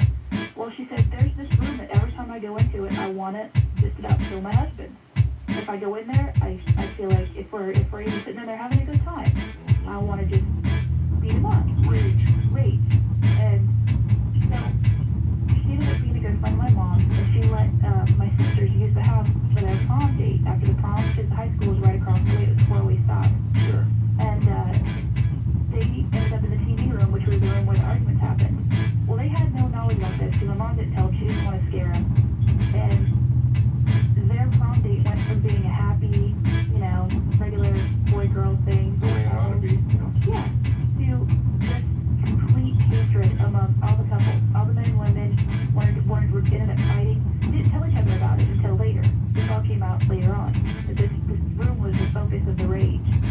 And the nearest that we could figure out was, because it was all focused on men, the women felt angry, but the men were the ones that seemed to suffer from it. I mean, they went from being normal, happy-go-lucky. It happens that way so frequently. Yeah, normal, happy-lucky guys, but then all of a sudden they just got dark.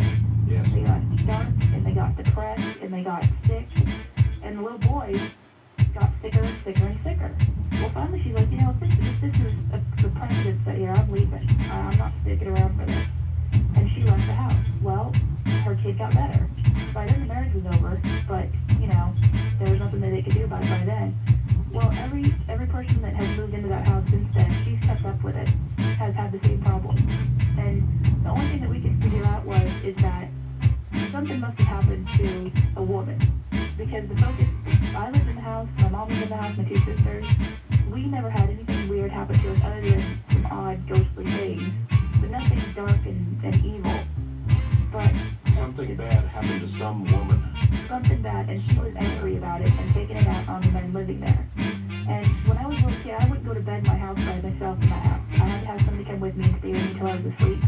The day we moved out of that house, we moved into a Victorian across town, which in and of itself was like a scary house. But I got up when it was time for me to go to bed, walked upstairs, went to bed.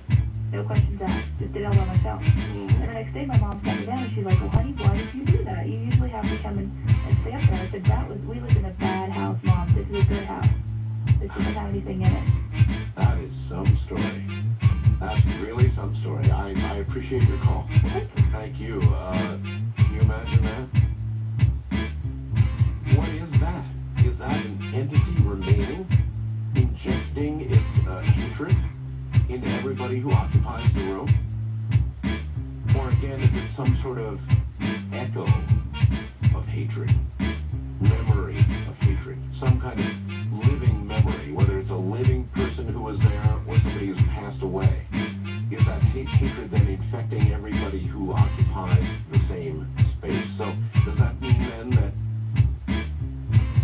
entities or just this raw hatred can occupy a place forevermore or until released? I don't know. There are so many questions generated by stories like this.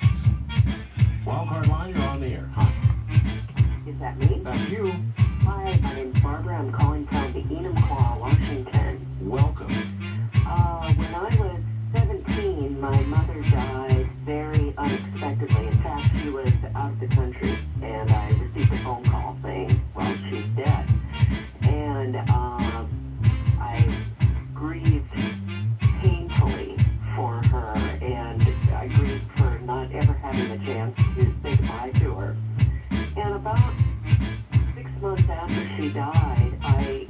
was physically becoming ill. I lost a tremendous amount of weight, took a lot of drugs, drank a lot, and was basically self-destructing.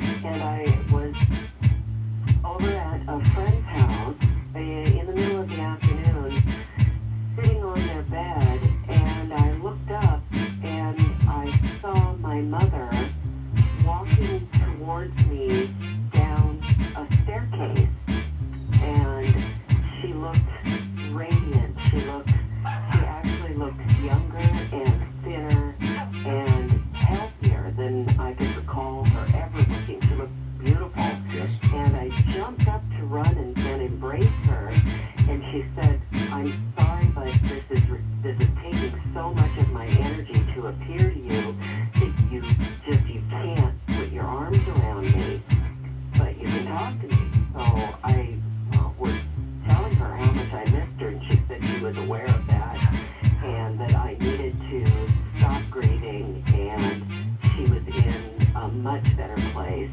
And then she asked me, would I like to come with her and To that place? to the place where she was now. All right. In order. We're at a break point here. I have to break, so hold it right there. It's a good place to hold it anyway, all right? All right, You went to this place? I did. We'll pick it up right there when we get back. I'm Art Bell.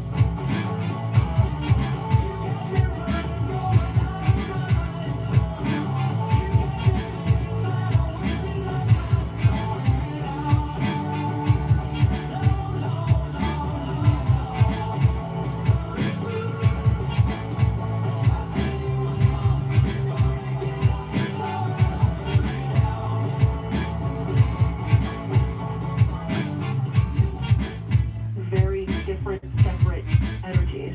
Maybe. And maybe it was the same, and it was just playing tricks on me because, Yep. you know, That's what they do. and I hadn't been drinking. I'm with you.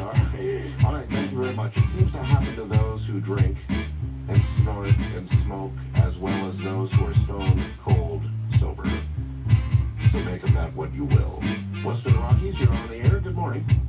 Hello. Oh, Hi. Well, I have a very scary story that I've had a lot of not so scary ghost encounters since, but this particular one happened when I was probably about 16 or 17 years old. mm-hmm. And I had a friend who was really afraid of, I guess she'd seen The Exorcist or something, and she was horrified at the prospect of ever being possessed. Of course. And, you know, she was very rigidly Catholic, and I was not really all that paranoid about that, and I said, well, you know, I believe in God strongly enough that if Satan ever came after me, I'd know I'd win. And I went to bed that night, Mm-hmm. and I used to kind of meditate to go to sleep, and so I kind of, you know, meditated to go to sleep. I was very into stuff like that. And I remember just kind of getting down a nice, quiet, calm place. And I felt something cold above me. Icy, cold, Above you. above me. You know, there are a lot of people, my dear, who say that meditation opens the door. Well, I know that now. I didn't really know that then. I was only about 16 or 17. I'm in my late 30s now. And for some reason, 16 or 17-year-old girls are particularly subject to this sort of thing. We don't know why. Anyway, something cold above you. Something cold. And I think you have a lot of energy then. Yeah. You're young and fresh. And I, you know, I looked up. I opened my eyes. Now, I know I wasn't asleep. You know, I've thought about this hundreds of times. I wasn't asleep. There on my ceiling, between myself and my ceiling, which was, you know, like a normal 8-foot ceiling, Yes. over my bed was this green, glowing green thing. It looked like a big amoeba, but it was black in the center, and as it got from the center outward, which was probably the width of my bed or thereabouts, it got tinged with yellow and then green. It was like a fluorescent amoeba around the edges. Starting to sound like something from Ghostbusters. Oh, no, this thing was Ghostbusters tame. I looked at this thing and it looked like it was pulsating, and in my head I heard this voice, and it was so metallic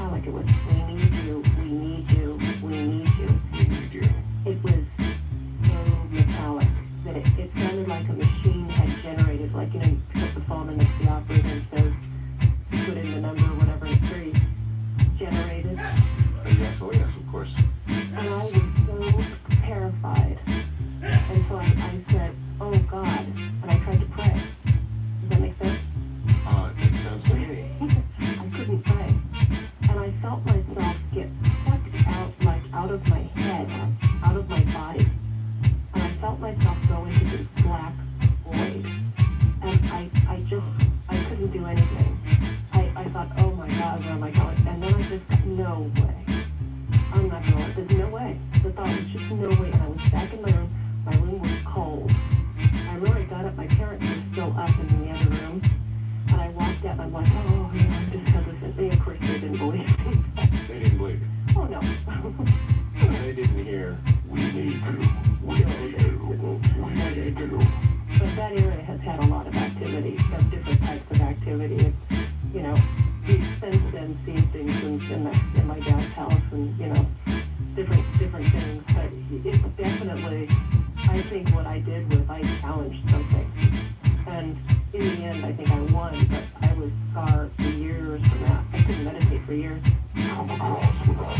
That was sort of like what it was, only it was more metallic.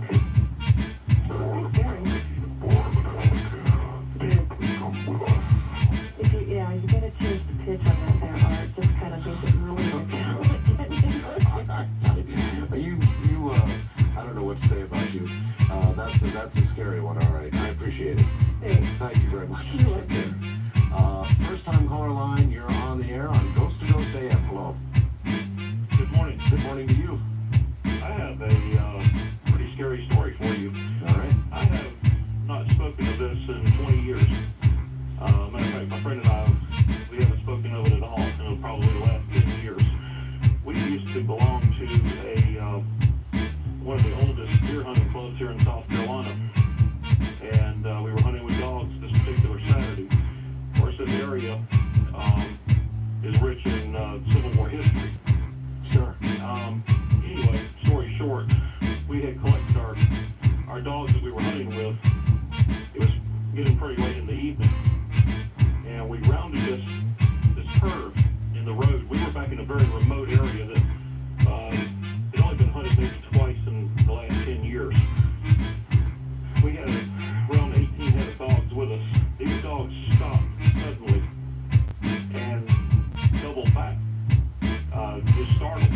Doubled back. They stopped. They were barking, just jumping around here, bristled, you know, things pretty much bared. Scared the hell out of us, you know. And it was misty looking, but what we saw on the edge of the woods was what appeared to be three figures. And they kind of looked at each other like, okay, you know. Three figures. They appeared to be soldiers, like old Civil War soldiers, Confederate soldiers. Really? But you could not make it enough detail. You know, when the reason we thought Confederate soldiers, because you could see the hats, the short brimmed hats. Gotcha. Okay. So what happened? We just stood there frozen. I don't know about him. I was scared to death. But we heard just a low voice say, "Leave us alone. Stay away. You're not wanted here." Oh, that is good for me. And this is very freaky. This was repeated 3-4 times. We took off in a dead run. Our truck was around the other side around this long curve. It felt like we had concrete box strapped to our feet. But could not get the truck doors open. When I got on my side, I could not get it open. Yes, sir. And we both hit the ground. I felt just enormous heat come over me. Started vomiting, projectile vomiting, trembling, and still heard the voice saying, "You're not wanted here. Stay away. Leave us alone." This went on, I guess, probably 15-20 minutes. So finally we were able to get up, gain our composure, and get in the truck. We left dogs and everything. You left the dogs? We left the dogs. The dogs having no part of this. They were gone. And I know this may sound amusing on one hand, but believe me, it was very terrifying. We got into the truck, got completely out of the hunting. It was about 5 miles back to the main highway. And we had to stop several times. It's only a 30-mile trip from our club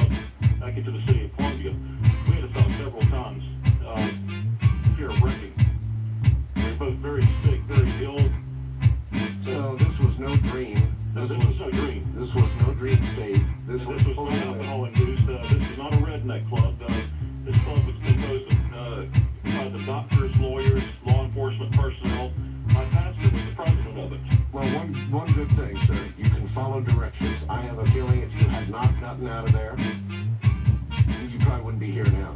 Well, I will say this to you, that the story goes that our clubhouse is sitting on what is considered the old Sumter Highway. Tell you what, can you hold? I certainly can. All right, stay right there. We'll finish the story after the break. The evidence is cumulative, and it becomes overwhelming, doesn't it?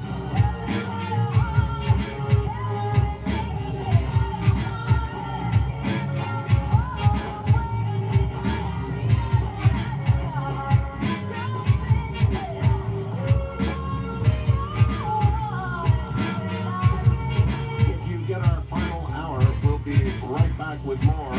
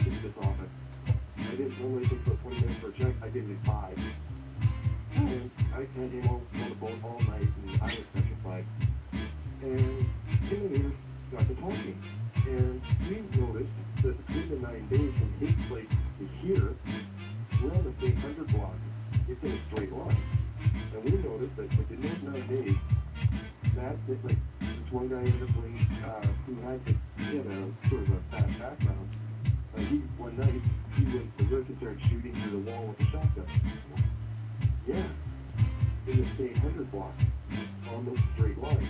Another girl was murdered in that 9 days. More break and enters, more violent crimes, all the way in straight lines. And I'm like, well, man, we have to know, right? And it's all in a straight line. And we continued watching like the news, the newspaper, and in a straight line, straight out where that house is, that's a total nightmare. It was where that barn is that we went, that house that we went to, yes, it's directly in a straight line from that part where it comes right to the coast house, that's a his house. I put that down. And straight through, nothing but people. Right through the 9. All right, we'll call that story the 9. I appreciate the call. That sounds like a curse, doesn't it? Would it be almost unbearable, wouldn't it, watching something like that unfold once you had figured out what was going on and you had it plotted on the map the way you did, to watch it unfold and just move across 9? Well, these are the Rockies, you're on the air. Hi. Hi, Hello. yeah, you're one for me. I grew up in a haunted house. You grew up in a... I grew up in a haunted house. Okay, we'll figure that's one and... Okay, you want very evil? We'll take evil. Okay, I was living in a house in Maryland, and evidently the area is all woods at the time. I have no idea what drew this thing to this house. From the time we had moved in, things were going on. I would spend all day cleaning the room, and within 15 minutes, it was a total disaster again. With nobody going in? With nobody going in the room. One particular night, I had started sleeping on the couch for some reason upstairs in the living room, and the couch was across from the picture window. I felt the couch drop. I could tell.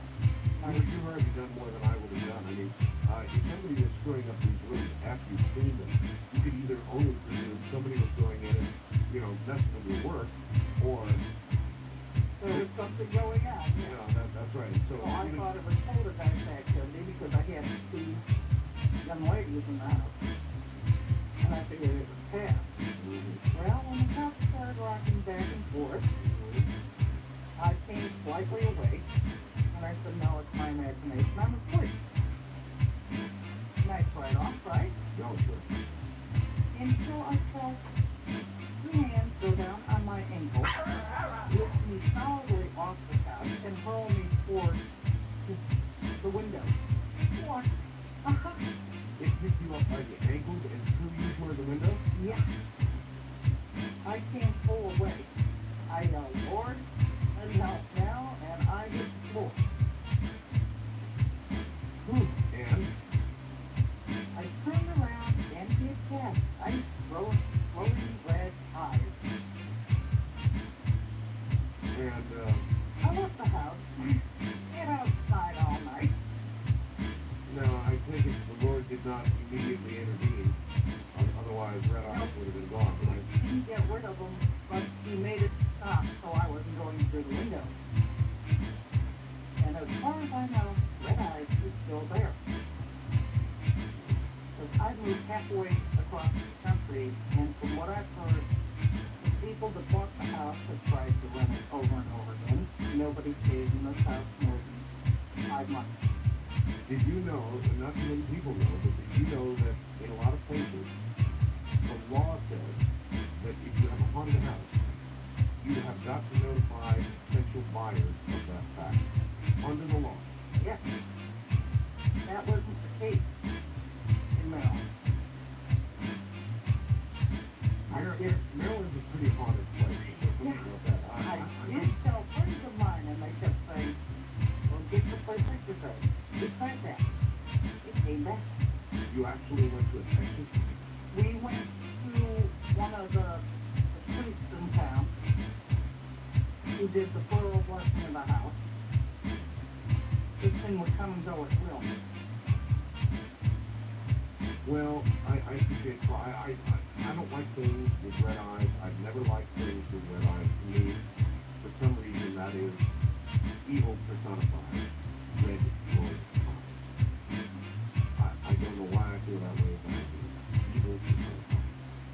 Nice of it. of the Rockies? You're on the air. Art? Hi. Hi, I got a story from you from Okinawa. Okinawa? Yeah. I've spent, as you know, over a decade on the island of Okinawa. I was stationed there from 94 to 97. Really? Yes. And during that time, my neighbor was a pilot. And Okay, listen, I just realized I'm close to a break. Can you hold on? Sure. All right, a story about Okinawa. This will be good. Stay right there. I'm Art Bell.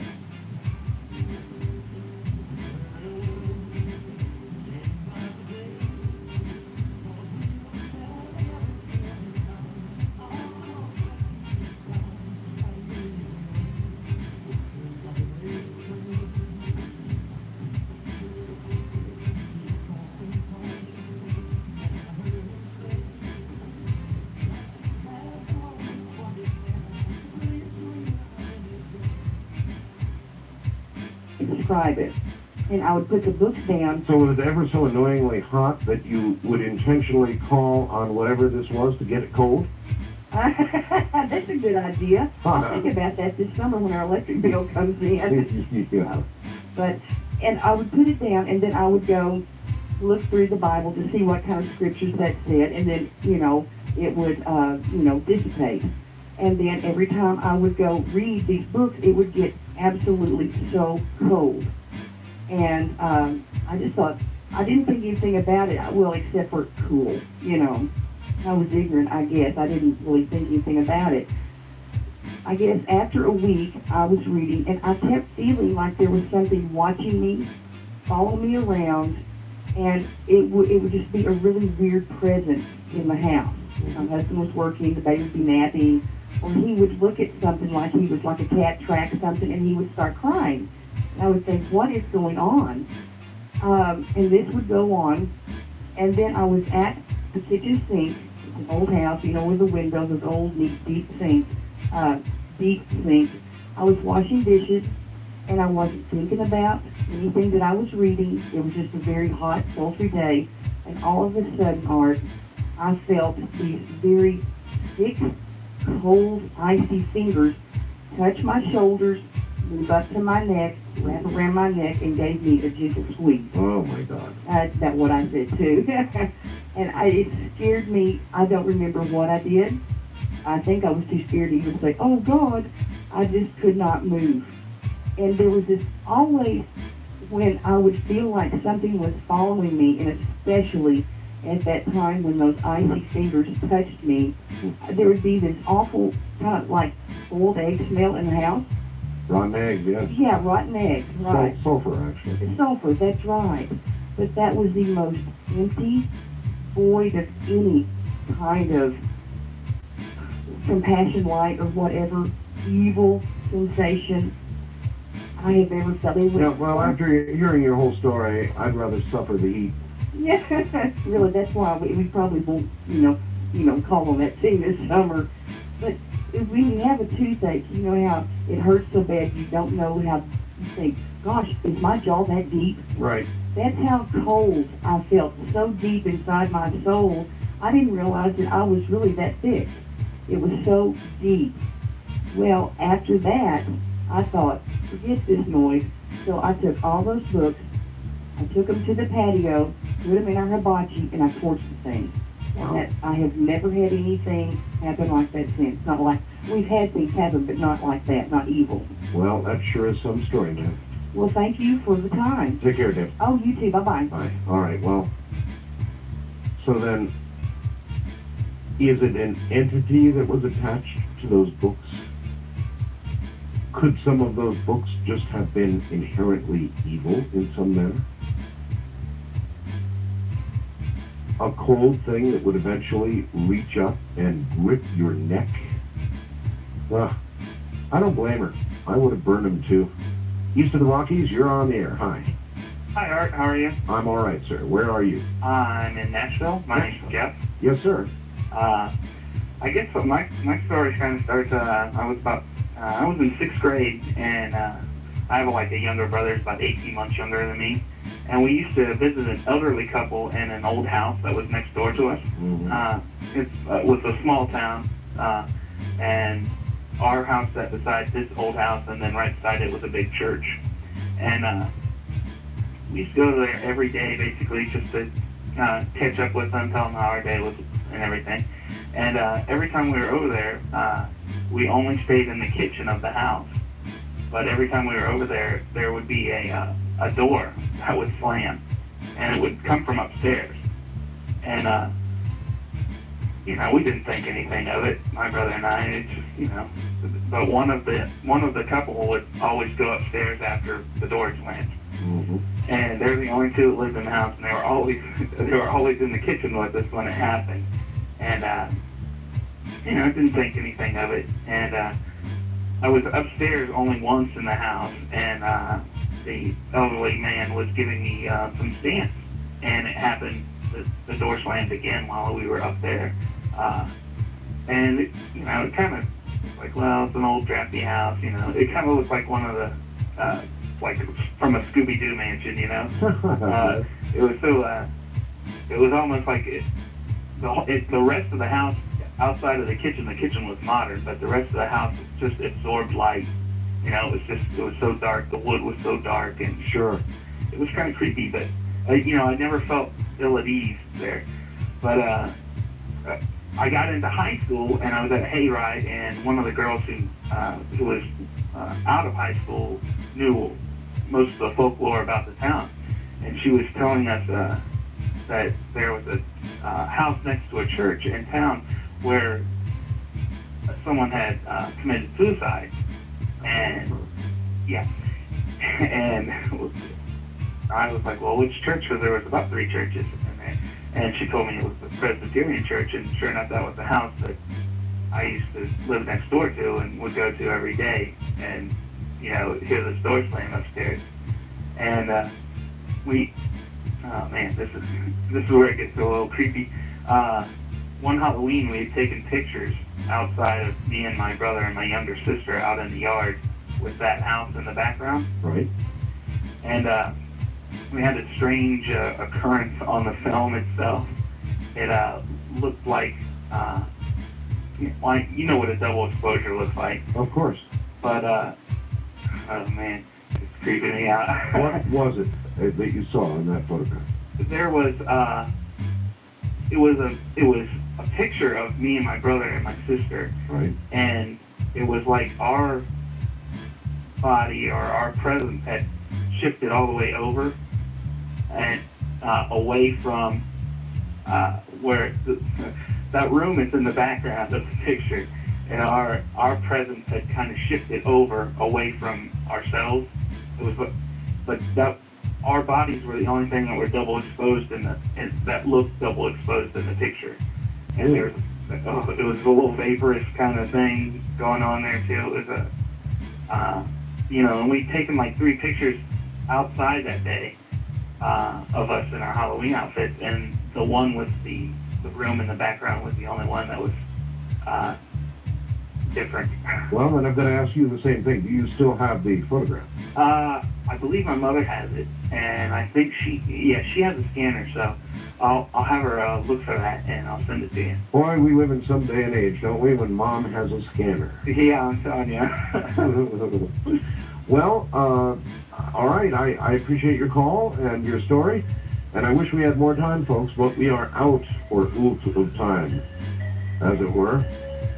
Sorry about that.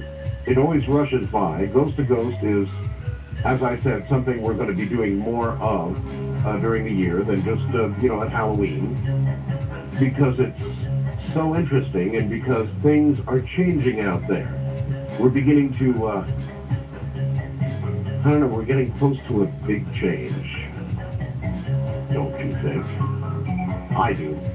Have a good night, everybody, and tomorrow night is going to be very, very interesting. Brittany Petros from Big Brother is going to be here, and then we're going to have a guest on reality TV. It's going to be a different kind of night, but I think you're going to enjoy it. I'm Art Bell from the high deserts, the desert of the sea. Good night.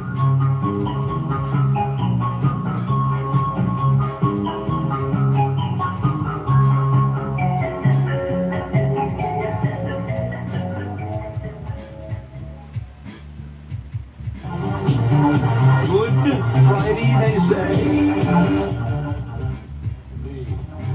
From the island of Guam, out west, or is it the east? Eastward to the Caribbean, U.S. Virgin Islands, south into South America, north all the way to Poland, worldwide on the internet. It's Coast to Coast AM. Good evening, victims. That's what you all are, is victims. Right? There is no question in my mind, nor has there been for years, about the existence of ghosts. I know there are ghosts. And I think most of you, the majority of you actually, know there are ghosts too. So every now and then we stop what we're doing, whatever that is. What is it we do here anyway? Anyway, we every now and then stop and we do what we call ghost to ghost instead of coast to coast. Actually, it's the same thing, just a new name. And we tell ghost stories all night long. Now, you may hear it in my voice. What? If you would like to see it in my face as well, then you're going to want to be absolutely certain you check out tonight's webcam photo, which I took just a very few moments ago. That'll show you. It'll absolutely demonstrate to you what my mood is like. You'll be able to see my mood like that. It's my webcam shot. You know, you go to my webpage, go to program. No. You don't put program. OD in there. Let's see. Good. Now I can't even operate my own computer. Here we go. Program and a Hartfell Studio Cam.